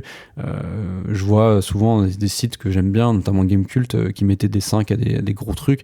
Les gens ils disaient c'est scandaleux, vous aimez rien, nanana. Ou alors, ça devenait vite des polémiques. Voilà, ou alors ils mettaient un 9 à un truc, vous avez dévendu, voilà, tu vois, c'est un peu délicat le public de jeux vidéo. Toutefois, je peux comprendre que le public de fans de jeux vidéo se sente un minimum heurté par les critiques cinéma, parce que faut avouer que beaucoup se sont résumés à catégoriser le film comme un produit d'appel pour la marque Nintendo. Ils lui ont reproché sa saturation de couleurs, ses références, ses gags. C'est quand même des critiques qu'on a moins fait à des licences originales, pour citer juste Les Mignons, donc, qui a été fait par Illumination, dont, si on compare, le côté ce qui est mis en avant et positivement, c'est le côté rafraîchissant, coloré, drôle. En fait, c'est un peu ce qu'on pourrait dire aussi du film Mario, mais du coup sous un côté vert à moitié plein, à moitié vide. Tu vois, c'est clair qu'en termes d'opinion, Morgane, effectivement, des critères qu'on a pu, au niveau de la critique, lire pour juger d'autres films n'ont pas été appliqués de la même façon à Super Mario le film, et ça c'est indéniable. Voilà, c'est ça. Donc je peux pas m'empêcher d'y voir une certaine forme de mépris, quand même le film n'est pas excellent, contrairement à ce que vont dire certains joueurs. Le film c'est un chef-d'œuvre. Moi j'ai vu personne, à part le site Criticat, parler du potentiel burlesque du film et de la figure de Mario, qui d'ailleurs ressemble étonnamment à Charlot, avec sa moustache, son chapeau, ce qui est un truc quand même vieux, hein. C'est pas juste, ça date du jeu vidéo, hein. Enfin du film, je veux dire, ça date déjà du jeu vidéo, hein. Mario est un personnage un peu burlesque, il chute, il tombe, il se ramasse des choses. Là, de voir ça dans un film, c'est encore plus évident. Mario, c'est un vrai corps burlesque. Dommage que personne n'ait interrogé ça. C'est vrai, dans cet aspect burlesque, il y a clairement, j'ai envie de dire, une fusion entre le jeu vidéo et le cinéma qui s'opère, puisque ça fait appel à la fois à l'un et à l'autre. Si facilité il y a dans Mario, pour moi, il se situe au niveau du choix des musiques. Des références archi connues des années 80. Bon, ça m'a pas trop plu, ça. On sent le verrouillage, quelque part, j'ai même envie de dire, par rapport à Universal. C'est l'absence de prise de risque totale. On met des standards musicaux très connus. Il Il y a une dissonance entre ces choix et le film. J'aurais préféré des musiques originales, mais je me dis en même temps, ça aurait coûté bien plus cher à faire. Ouais, et encore, le film utilise beaucoup les thèmes mythiques de la saga vidéoludique, mais dans des formes réorchestrées. Et je trouve ça plutôt réussi, mais c'est vrai que les tubes des années 80, c'est un peu, un peu paresseux. Après, je pense que c'est l'idée de coller à la décennie où Super Mario a vu le jour, c'est-à-dire les années 80. Donc voilà, c'était vouloir faire un truc du genre. Parce qu'on ne sait pas dans quelle époque ça se situe, mais voilà, on suppose que c'est les années 80, vu que le premier Super Mario, c'est les années 80. Donc le film, c'est pas une réussite à tous les plans, loin de là, mais à mes yeux, c'est un retour quand même en douceur pour Nintendo dans le monde cruel des adaptations de jeux vidéo en film. On sait que ça a été violent pour le premier Super Mario, mais en soi, si on regarde l'histoire des adaptations de jeux vidéo en film, il y a très peu de réussites, et même quand c'est un cinéaste, Justin Kurzel, le réalisateur australien, catégorisé auteur, etc. Le Assassin's Creed, c'était mauvais. Hein. Voilà, c'est pas... Le Assassin's Creed de Kurzel était bien plus mauvais que ce Super Mario, oui. Donc on sait que c'est un exercice difficile. Et voilà, je trouve que c'est plutôt louable. On espère quand même un peu plus d'ambition et d'originalité pour la suite, puisque, spoiler, ce n'en est pas un, hein, il y aura une suite vu le succès phénoménal du film. Et en fait, il y a une scène post-générique qui introduit...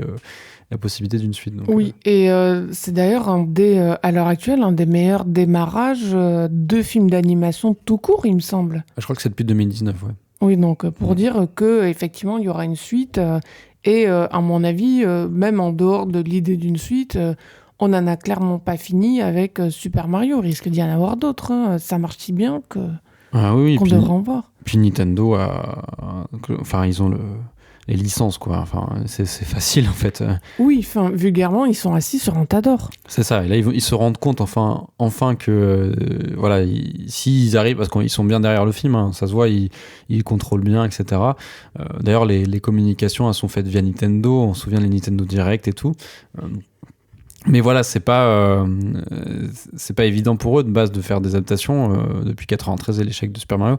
Mais là, vu le succès, on risque d'avoir d'autres sagas, d'autres licences de Nintendo adaptées. Hein. Bientôt le Mario Bros verse. Non, on veut voir le film Animal Crossing.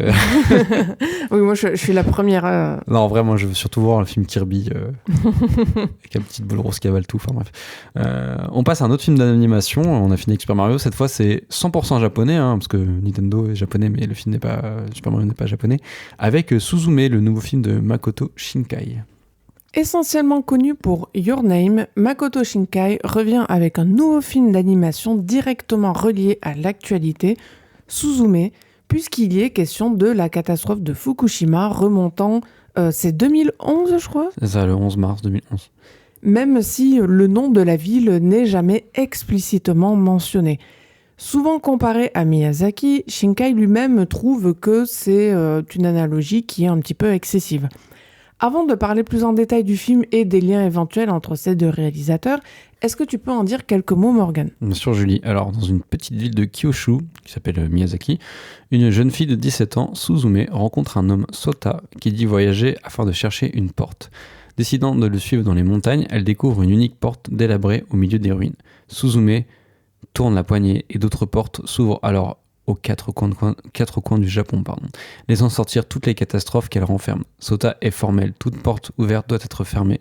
Suzume entame un périple en vue de toutes les refermer. Dans la catégorie film de voyage initiatique, moi j'aime beaucoup ce que Shinkai a fait avec Suzume. Son personnage éponyme, il a absolument rien de cliché. On a une adolescente de 16 ans que j'ai trouvée assez admirable, qui m'a forcément fait penser au personnage féminin souvent complexe et fort chez Miyazaki, et qui décide de tout en écoutant uniquement son instinct, sans jamais céder à la pression sociale ni aux ordres qu'on lui donne. Je trouve ça plutôt inédit pour le Japon. Son périple est un prétexte bienvenu aussi pour traverser le pays et donner un constat qui semble être celui de Shinkai lui-même, à savoir que sous ces airs de pays riches et développés, le Japon, quelque part, est en train de tomber en ruine par endroits, et pas qu'un peu, que c'est un mouvement qui s'accélère.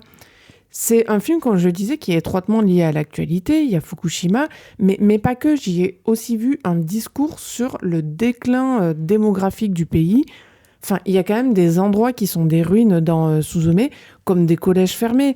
Et ça, c'est aussi parce qu'il y a tout simplement plus d'élèves, comme il y a de moins en moins d'enfants par femme au Japon. Enfin, je veux dire, au global... Par couple, ouais. Oui, oui, mais du coup par femme. Oui, oui.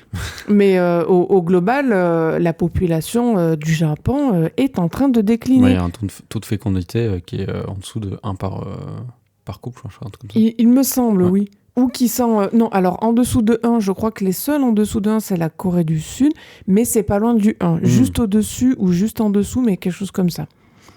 Mais donc tout ça, voilà, ça donne un air apocalyptique à Suzume, avec quand même l'idée assez prégnante qu'on est bien plus proche du déclin global qu'on ne veut bien le croire. Et puis d'ailleurs, le film n'en parle pas trop, c'est un truc un peu caché.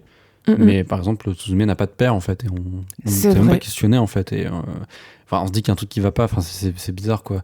Et De la même manière que sa tante qui l'élève, je sais plus son nom, elle a 40 ans et elle est seule. Et en fait, c'est pas un problème qu'elle soit seule, mais dans le film, il est très clairement dit que la tante de Suzume est seule dans la quarantaine parce qu'elle a dû s'occuper de Suzume. Donc, qu'est-ce qu'il dit Shinkai implicitement? Il dit, enfin, il y a quelque chose de l'ordre du reproche, de l'ordre de une femme qui s'occupe d'un enfant, eh ben un homme, il en veut pas. C'est ça qu'il dit le film aussi. non, mais c'est ça. Comment dire, la vision des hommes, de l'homme dans le film est pas forcément très reluisante. Déjà, il cible ce qui ne va pas dans le Japon, et il cible aussi le fait que ce qui ne va pas dans le Japon, c'est aussi les rapports hommes-femmes, et notamment à cause des hommes, quoi. Donc, très intéressant. Le film s'inscrit en effet dans l'œuvre de Shinkai, qui est hanté par la peur de la catastrophe et du désastre. Suzume est peut-être le meilleur film qu'il ait réalisé, celui en tout cas qui est le plus traumatisé et peuplé des fantômes du Japon, et qui réussit du début à la fin à faire tenir son mélo. On connaissait déjà les talents d'animateur du réalisateur, c'est quand même un très beau... Enfin, les films sont très beaux, hein, souvent. Ah, c'était canon. Hein. Surtout depuis Your Name, en fait, il y a eu un gap dans les années 2010 entre Le Monde d'Agartha, c'est ça, et Your Name. Suzume déploie des visions comme il sait si bien le faire, c'est aussi ça qui fait l'intérêt de son cinéma. Les séquences où le verre apparaît sont particulièrement impressionnantes. L'animation de la chaise aussi, qui est en fait Sota est transformée en chaise, et pendant tout le film c'est une chaise à laquelle il manque un pied, d'ailleurs il y a 3 pieds. Enfin, l'animation est bluffante. Je retiens étonnamment en fait davantage l'aspect naturaliste du film, ses campagnes, son littoral qui s'est si bien dessiné, d'ailleurs depuis quelques films, mais là c'est encore plus intense. Il y a aussi Kobe, il y a le Shinkansen, et enfin Tokyo, la ville tentaculaire et vertigineuse. D'ailleurs, le passage progressif en fait de la campagne à Tokyo est graduel, parce que Kobe c'est comme une grosse ville, mais on la voit pas forcément entièrement. Oui, c'est vrai qu'on voit en fait, on passe de la campagne à la ville avec de plus en plus finalement d'humains qui entourent Suzume. Ouais, c'est ça. En fait, on sent que Suzume, enfin le film de Shinkai, est vraiment un film sur le Japon aussi, le Japon actuel. Donc il y a tout ce côté-là. En fait, on visite le Japon. D'ailleurs, c'est ce qu'elle dit. C'est la première fois qu'elle va à Tokyo, donc elle a un regard nouveau. C'est assez passionnant, et il magnifie ses décors par des couchers de soleil ou des jeux de lumière hallucinants. Enfin, voilà, c'est très beau. L'aspect du conte du film et l'aspect conte du film est très prenant, mais c'est peut-être ce qu'il met en scène du Japon des années 2010 qui pour moi est le plus fort dans le film, et notamment l'importance des réseaux sociaux, et ce que c'est d'être une adolescente à cette époque, troublée dans l'archipel, donc entre catastrophe et crise, parce qu'on sait que il y a eu donc Fukushima en 2011, il y a souvent des séismes, et voilà, c'est pas une période aussi facile pour le Japon en termes économiques, et donc voilà, on sent qu'il y a l'idée de montrer comment la jeunesse galère quoi actuellement dans l'archipel, et que c'est pas non plus ce qu'on voit dans les mangas habituels. Il y a une gravité, et c'est ce qui me passionne le plus, peut-être plus que l'aspect conte, et c'est certainement là que Shinkai devient un peu plus que l'héritier de Miyazaki, justement parce qu'il traite vraiment son époque contemporaine. Ouais, je vais faire la liste de courses, mais pour moi, bah, tiens, pour en revenir juste à la partie, on va dire, lien Shinkai-Miyazaki. Donc, comme tu l'as dit, Morgane, il y a déjà le nom de la ville où Suzume vit, donc qui s'appelle Miyazaki. Il y a aussi sa relation avec Sota, qui l'initie au verrouillage des portes, qui m'a fait penser on va dire, aux deux personnages du film de Miyazaki, Le Château ambulant. Et je voulais juste dire par rapport à Miyazaki, en fait c'est une ville qui est dans la préfecture de Miyazaki à Kyushu. Et donc je pense, enfin ça existait déjà, mais après je pense que oui, effectivement, quand il a choisi un décor, un cadre, il s'est dit, ah tiens, Miyazaki, bah oui, enfin, il n'est pas innocent non plus. Bien sûr, c'est pas anodin. Mais donc voilà, pour en revenir au duo du château ambulant, c'est surtout par rapport à la dynamique entre Sota et Suzume. Enfin, Sota, dans le film, il est considéré comme très beau, plutôt fort, et par certains aspects, il finit par perdre de sa superbe, et donc il en devient un peu, du coup, plus accessible. C'est notamment par le biais de sa transformation en chaise que ça arrive. Parce que du coup, devenant chaise, il a besoin de Suzume pour parvenir à concrétiser ses objectifs. Mais toi, t'aimes bien les châteaux ambulants, je me souviens plus trop. C'est un de mes films préférés. Il devient accessible, le personnage, parce qu'il il est blessé, c'est ça, je sais plus. Oui, c'est ça. En fait, au début... elle est transformée en vieille, d'ailleurs, l'héroïne. Voilà, ouais. C'est ça. Il y a ce côté, pareil, il est inaccessible parce que... alors, ça fait un moment que je ne l'ai pas vu, je l'ai vu au moins 4 fois, mais il faudrait que je me rafraîchisse la mémoire. Malheureusement, Morgane, je n'ai pas une mémoire d'éléphant comme toi. Mais disons qu'au début, je me rappelle qu'il y a tout un tas de rumeurs sur lui qui font qu'il est à la fois très beau, inaccessible, dangereux. Ouais, dangereux, ouais. Voilà, qui véhicule toute une espèce de caractéristiques qui font qu'il ne faut pas trop s'en approcher. Et au final, ça devient un quasi-enfant qui a besoin de l'aide de Sophie, malgré le fait que Sophie devienne effectivement une vieille dame. Et donc, ce côté un peu gentif et génial, m'a vraiment rappelé Sota. C'est la même dynamique. Oui, c'est vrai. Bah, en fait, elle le porte voilà. pendant tout le film. C'est une chaise. Donc, c'est pareil, sauf que là... Et d'ailleurs, elle va prendre sa mission qui était censée être la sienne, Sota, dans le film. C'est finalement Suzume qui va l'accomplir et voilà, en fait, elle prend le relais. C'est ça. De la même manière que dans le château ambulant, c'est Sophie, malgré sa vieillesse, qui... s'occupe des uns et des autres, qui fait la cuisine, qui passe d'un endroit à un autre. Enfin voilà, c'est un peu elle qui fait tout. Et ça m'a vraiment... C'est pour ça que je parle du château ambulant. C'est que pour moi, la dynamique des deux personnages principaux, elle est la même que dans celle du château ambulant, sans que ce soit non plus un décalque total. Mais pour continuer sur la veine Miyazaki, dans les combats contre le ver, j'ai pensé à Princesse Mononoke pour l'aspect fable écologique, terre gangrénée, et aussi dans la couleur du ver, parce que c'est un rouge foncé qui est particulier, et c'est quasiment le même rouge de mémoire que celui qui est utilisé dans Princesse Mononoke pour la corruption des espèces de dieux animaux. Ouais. Voilà, c'est la même.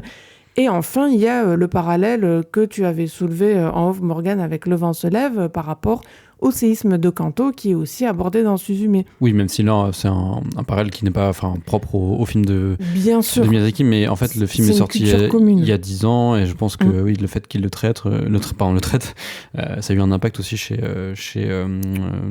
Makoto Shinkai. Complètement. Alors, certes, oui, il y a des cultures qui sont communes, hein, je dis pas le contraire, mais je trouve vraiment que ça va plus loin que ça. La question, encore une fois, c'est pas de dire que Shinkai copie Miyazaki, parce que ce serait complètement faux et injuste. C'est juste de pointer du doigt le fait qu'il y a une influence évidente qui inscrit Shinkai dans, pour moi, la même lignée, avec, effectivement, comme tu l'as dit, Morgane, un aspect connecté au monde contemporain plus fort qu'il ne l'a jamais été chez Miyazaki, puisqu'il n'a jamais aussi frontalement abordé son époque que ne le fait Shinkai. Déjà, Miyazaki, il a très rarement filmé le Japon, en fait. C'est souvent des univers qui n'existent pas, en fait, des univers inventés. Alors que Shinkai, oui, lui, il se sert de l'ancrage dans le réel, dans le Japon. Donc c'est ça aussi qui fait qu'il change. Donc pour moi, il y a quand même un lien quasi filial en fait entre leur cinéma, celui de Miyazaki et Shinkai. Et tu as raison d'énumérer ces échos évidents au cinéma du maître de l'animation japonaise. D'ailleurs, je préfère parler d'échos plutôt que de références parce que en fait, c'est plus des ressemblances, mais c'est pas forcément des références directes à telle scène, tel personnage, etc. On n'est pas dans la citation en fait de Miyazaki. On sent qu'il a été bercé en tout cas par le cinéma de Miyazaki, donc le réalisateur du Voyage de Chihiro. Il a d'ailleurs avoué que son animé préféré c'était Le Château dans le ciel. Donc voilà, c'est pour ça que c'est c'est clair, quoi, qu'il y a un lien filial, voilà. Et ça se traduit à l'image de manière presque inconsciente. En tout cas, je vois une nette progression du cinéma de Makoto Shinkai, amorcé donc depuis 2016 avec Your Name. Son cinéma est de plus en plus connecté avec le Japon contemporain. Il met en scène des jeunes de notre époque, avec toujours l'amour au centre de ses films. Et d'ailleurs, c'est ce qui fait que en fait, ces films sont à la fois pour être des shonen, mais aussi un peu des shoujo, tu vois, parce que c'est quand même sur des personnages féminins. Il y a des rapports. Tu voulais dire un mot sur shonen, shoujo? Oh non, non, juste si on veut parler de ça, de shonen, de shoujo, je trouve que c'est assez équilibré en la matière. Voilà. Ça se déverse ni totalement dans un genre, ni totalement dans un autre. Et bon, il y en a qui vont peut-être rouspéter, mais moi, c'est quelque chose qui a fini par me lasser des mangas en général. C'est que je trouve que finalement, les meilleurs mangas sont ceux qui s'émancipent le plus de leur catégorisation shonen, shoujo et même seinen. Et là, on est en plein dedans, quelque part. Ouais, c'est ça qui est passionnant dans le film, dans les films de Shinkai en général, mais surtout de Suzume, c'est que en fait, c'est des codes qu'on connaît un peu, mais qui s'émancipent facilement parce qu'il part de ça comme base, mais après il fait son truc et finalement c'est plus réaliste, quoi. On n'est plus Bien sûr. dans un truc de fantasme on est moins dans de le jeunes cliché, filles, de tout jeunes garçons. simplement. Enfin, voilà. Et donc voilà, après on peut rétorquer que étant son œuvre la plus aboutie, il y a quand même les défauts un peu inhérents à son style. Enfin, moi, je suis pas totalement fan du côté un peu criard parfois de son cinéma, du mélodrame bien appuyé, qu'on retrouve pas justement dans des générations plus anciennes que chez Miyazaki ou Takahata, qui sont un peu plus sobres. Mais voilà, c'est quelque chose qui est quand même bien dans son temps. Je trouve que voilà, on a l'impression de voir quand même des films qui sont bien de 2010 et voilà, ce côté criard, je le ressens déjà.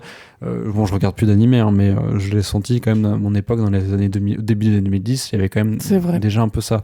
Et voilà, je comprends en tout cas que ça parle moins à des spectateurs quarantenaires, mais voilà, c'est peut-être le cinéaste d'animation japonais de la génération 2010 le plus passionnant. C'est vrai. Donc voilà, après, bon, le mélo, pourquoi pas, hein, après tout. Il y a une dernière chose que je voulais faire remarquer par rapport à Suzume, parce que tu parlais, Morgane, d'histoire d'amour. Shinkai, lui, il a déclaré ne pas avoir voulu en rencontrer une. Enfin, moi, ça m'a fait pas mal sourire. Il est un peu dans le déni, ouais. Oui, c'est un peu du déni, effectivement, mais c'est gentil. Hein. Si son film, il se résume pas qu'à une histoire d'amour, bien sûr, on vient d'en parler en long et en large, il y a plein d'autres choses. Mais l'amour, ça reste quand même la trame de fond de son histoire. Alors en fait, la trame de fond, c'est plus... oui, je vois ce qu'il veut dire. C'est plus Suzume qui va chercher son passé et sa mère, etc. Mais Oui. c'est l'amour qui va justement créer cette impulsion, qui va l'amener à découvrir ça. Voilà, bien sûr, enfin, l'amour, il est au moins en filigrane de toute cette histoire. Enfin, parce qu'il est mentionné à tous les niveaux. Il y a la question de l'amour maternel, il y a la question d'un amour familial, filial, il y a l'amour aussi au sein de l'amitié, il y a l'amour enfin, entre hommes et femmes. Enfin, je veux dire, il y a l'amour qui est représenté sous toutes ses formes, je trouve, dans ce film, et particulièrement souvent. Voilà, enfin, quand même, bon, bah, il y a, comme on l'a dit, un des personnages principaux qui est transformé en chaise. Et au final, c'est quoi? Dans Suzume, c'est l'amour qui, à chaque fois dans le film, sauve les individus. C'est peut-être un film sur Fukushima et un Japon qui se meurt, mais c'est aussi et surtout un film sur le pouvoir de l'amour. Je pense qu'il y a aussi il est un peu... Enfin là, il filme ce qui ne va pas dans son pays, mais il a quand même une envie d'un petit message d'espoir, quoi. Enfin, bien sûr. C'est évident. Et pour moi, ce message d'espoir est vraiment basé sur l'amour, quoi. Oui, parce qu'on sait que le Japon est un pays quand même qui a du mal avec l'expression des sentiments, bien sûr. Le fait de se connaître aussi entre eux, c'est délicat parce que l'intime c'est vraiment quelque chose de très privé. Voilà, on comprend que et c'est d'ailleurs ce qui choque dans le film, c'est assez marrant parce que dès qu'elle agit, Suzume, quoi qu'elle fasse, il y a toujours des personnages autour qui font oui, ils se oui. Il y a Shinkai, elle fait le scandale, quoi. Voilà, Shinkai a carrément fait des running gags autour de l'illustration, j'ai envie de dire, de la pression sociale au Japon. Et je trouve que ça marche très bien parce que c'est très drôle. Ça arrive plusieurs fois dans le film. Et voilà, c'est une rengaine qui tient plutôt la route. Notamment la séquence où elle est tout abattue avec ses vêtements déchirés parce qu'elle a combattu contre le ver, etc. Oui, elle a les pieds ensanglantés, elle est dans un état pas possible. Et les gens ils disent ouais, elle est bizarre et tout, en mode c'est une clocharde et tout, mais il y a personne qui veut lui demander si est-ce que ça va, t'as les pieds en sang. C'est terrible. Enfin bon, bref, on ressent quand même que Shinkai il appuie pas le truc, mais il sent quand même qu'il est pas forcément très à l'aise avec voilà, les fondements de la société japonaise. Bien sûr, il y a un petit côté là-dedans, ça dénonce, j'ai envie de dire. Ça dénonce, société. On passe à l'actu VOD avec le film Please Baby Please, sorti le 31 mars sur la plateforme Mubi. Une fois n'est pas coutume, on va parler d'une exclusivité Mubi. Je crois que c'est arrivé qu'une fois, c'était pour le film de Yann Gonzalez, Oui. Alias. Donc dans la section VOD SVOD, il s'agit donc cette fois de Please Baby Please d'Amanda Kramer, comme tu l'as dit précédemment. C'est le 4e long métrage de cette réalisatrice que je ne connaissais pas avant, et je crois que c'est également ton cas, Julie. Oui, c'est le premier film que je vois d'elle. Donc j'ai regardé, elle a fait des films assez confidentiels, underground, un peu indépendants, qui ont fait quelques festivals, mais je crois que ces films sont sortis sur quelques plateformes VOD en France, mais voilà, il n'y a pas eu trop eu de pub autour. Et donc Please Baby Please a été sélectionné au festival de Rotterdam en 2022, qui n'est pas un petit festival non plus, c'est quand même un beau festival du film international. Il est produit par la coqueluche du cinéma indé chelou, Andrea Riseborough, qui joue également le rôle principal. Pour souvenir, c'est celle qui avait joué dans Possessor du fils de Cronenberg, Brandon Cronenberg. Elle avait joué aussi dans Mandy avec Nicolas Cage, elle jouait Mandy. Elle a fait aussi des épisodes, enfin en tout cas un épisode que j'ai détesté de Black Mirror, et elle a fait d'autres choses du genre. Et à ses côtés, on retrouve également l'acteur qui monte vraiment, Harry Melling, qui jouait, pour rappel, Dudley dans la saga Harry Potter. Et également Karl Glusman qui s'est fait connaître pour son rôle dans Love de Gaspard Noé, et rien de moins que Demi Moore. Peux-tu nous résumer le film, Julie ? Oui, alors ça va aller très vite. C'est un couple qui assiste à un meurtre dans la rue de la part d'un gang qui finit par les poursuivre jusqu'à s'immiscer dans leur appartement, leur intimité. Ils se retrouvent à la fois effrayés et fascinés par les membres de ce gang et leurs blousons noirs. Pas Arthur en particulier, donc Arthur, l'homme du couple, ouais, qui voit sa sexualité remise en cause par le leader du groupe qui ne le laisse pas insensible. Le leader s'appelle Teddy. Oui. Moi, je vais aller tout droit, droit au but en tout cas. Je n'ai pas aimé le film. Moi, j'ai lu dans l'abondance que Variety, c'est une citation, comme ils aiment bien faire dans l'abondance, avait dit que Please Baby Please, c'est West Side Story réalisé par Kenneth Anger. Alors c'est vrai que ces références, on les a, et dès les premières minutes, ça saute aux yeux. Le début en plus c'est scène musicale avec l'entrée en scène des blousons noirs, ça fait très début de West Side Story, sauf que tout l'aspect musical du film, je trouve qu'il est assez évacué. En fait, on a cette scène là et après on a 2-3 scènes musicales dans le film, notamment les fantasmes en fait du personnage de Suze qui est joué par Andrea Riseborough, où elle s'imagine dominante, où il y a une chanson derrière, mais c'est à peu près tout. Et d'ailleurs c'est des numéros assez courts, ça dure 2 minutes, 3 minutes. Et en plus, comble, les chansons, je les trouve pas très bonnes. Pour ce qui est de Kenneth Anger, c'est une évidence, le film est gay, queer, expérimental, il y a des néons partout, des blousons noirs, il y a de la violence surtout. Enfin, Kenneth Anger, c'est des cinémas très violents, mais qu'est-ce qu'on s'ennuie. Le film affiche bien toutes ses intentions et bénéficie en plus d'un joli casting, mais il y a un vrai problème de mise en scène et d'écriture. Le film fait aussi penser à du mauvais Lynch, avec notamment un élément central dans le film, un lieu, c'est le club, d'ailleurs je crois que ça s'appelle Blue Club, je sais plus, un truc comme ça. C'est un club avec un filtre bleu et des néons bleus très appuyés, avec surtout quand on arrive pour la première fois dans le club, et à chaque fois qu'on y retourne, il y a une musique avec un saxo qui fait penser à la musique de Twin Peaks. C'est un peu la même rengaine à chaque fois qu'on voit un film ouvertement lynchien. Il y a généralement aucun mystère, et ça ressemble plus à de la parodie qu'autre chose. C'est le cas de Please Baby Please. Ça va être compliqué de passer derrière ça. J'ai pas autant détesté le film que toi, Morgane. Après, je lui reconnais un certain ennui. C'est aussi la faute à des dialogues trop écrits qui tournent toujours autour de la même chose et d'un scénario qui est pas très bien ficelé. Sur le plan esthétique, j'ai pas mal aimé. C'est un peu exagéré dans ce qui est montré. Peut-être un peu trop Instagram, notamment dans les maquillages. Mais après, pourquoi pas ? C'est un parti pris comme un autre. Pour Lynch, le problème, c'est que, j'ai envie de dire, on n'en sort pas quelque part. C'est comme si tout le monde avait vu Twin Peaks et compagnie, et comme s'il avait tellement influencé les réalisateurs qui émergent aujourd'hui, qu'on a difficilement des scènes de club ou de bar qui ressemblent à autre chose qu'à du Lynch. C'est énervant, mais bon, tout le monde fait ça quasiment, sans dire que j'en retiendrai grand-chose dans le futur.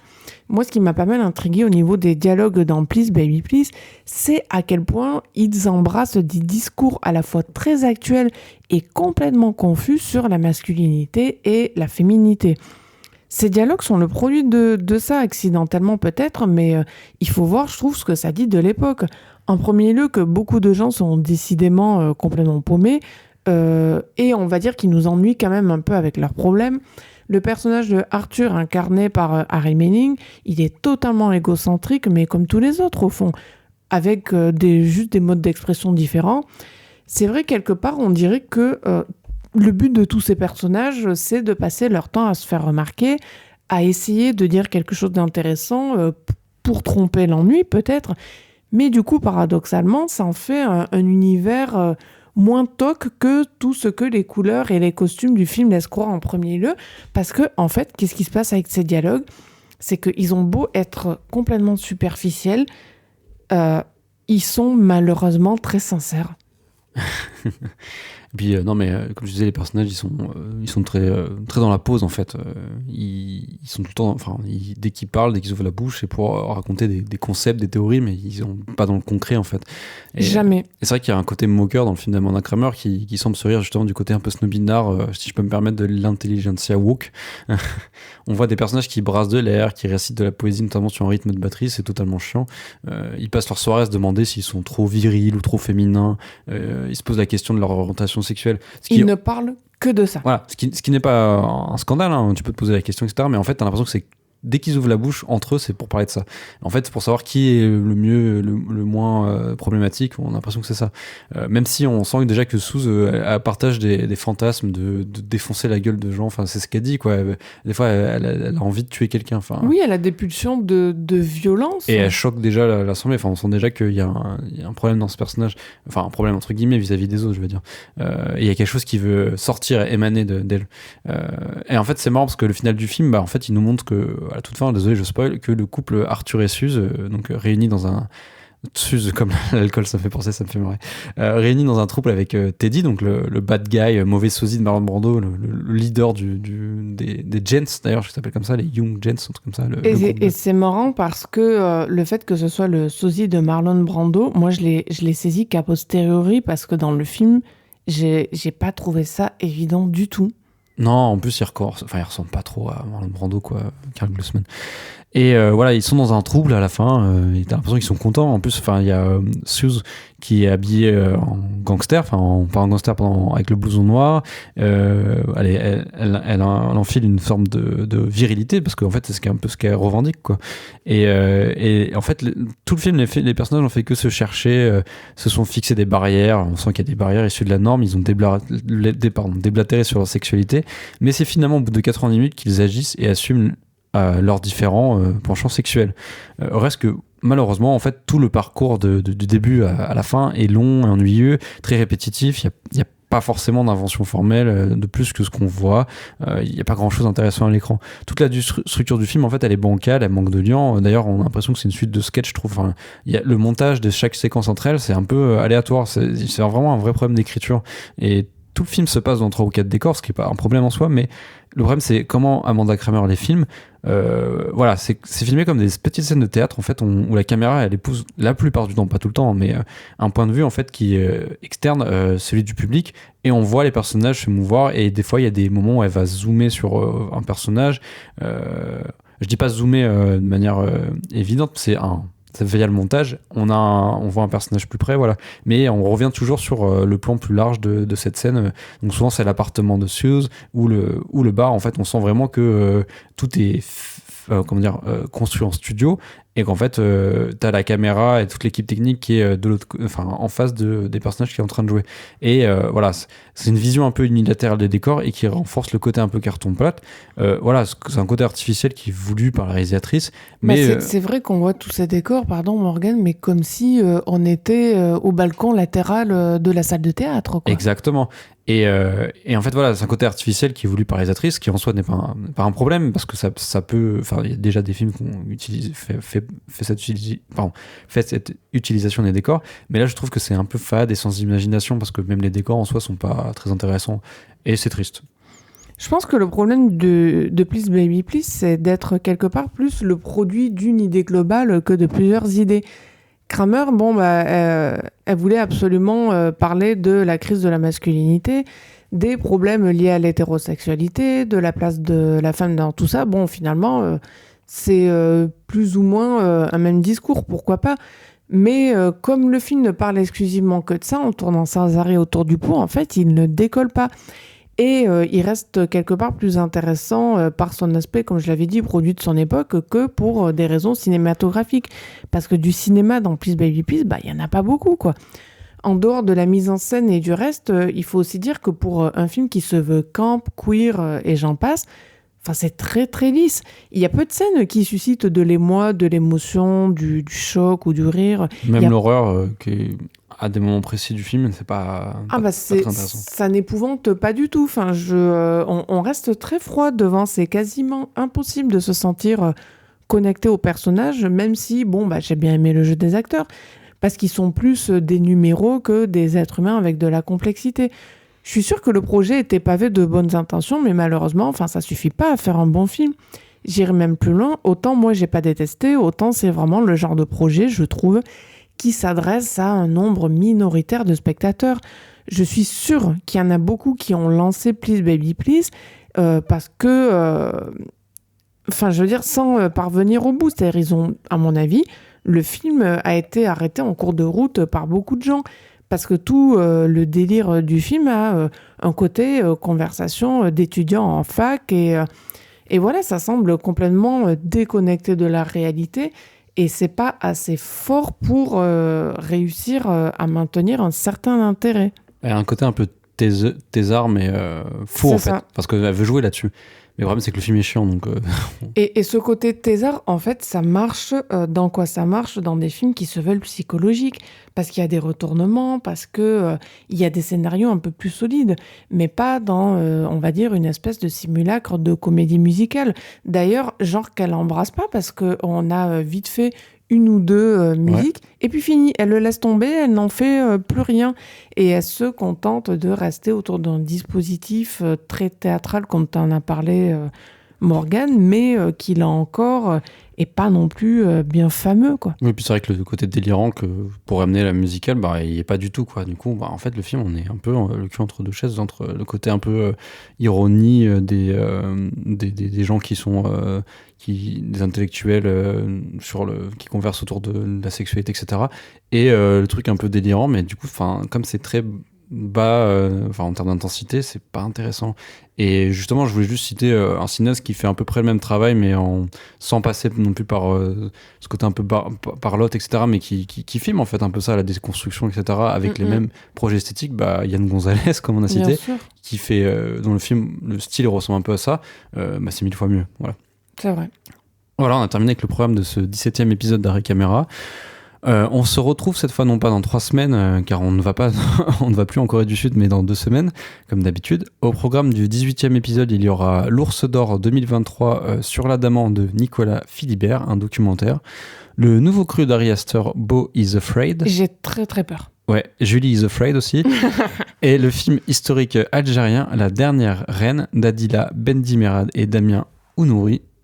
Pour la partie VOD-SVD, on parlera de Something in the Dirt de Justin Benson et Aaron Moured. Un film qui parle de conspirationnistes. Ouais, j'aime beaucoup leur travail. C'est des cinéastes qui font du cinéma d'horreur, de science-fiction avec un peu do it yourself avec quasiment pas de budget. Donc, et là, ils l'ont tourné pendant le Covid. Donc, un peu hâte de voir ça. C'est dispo en fin de mois sur Shadows. D'ici là, portez-vous bien. On vous dit à bientôt. À bientôt.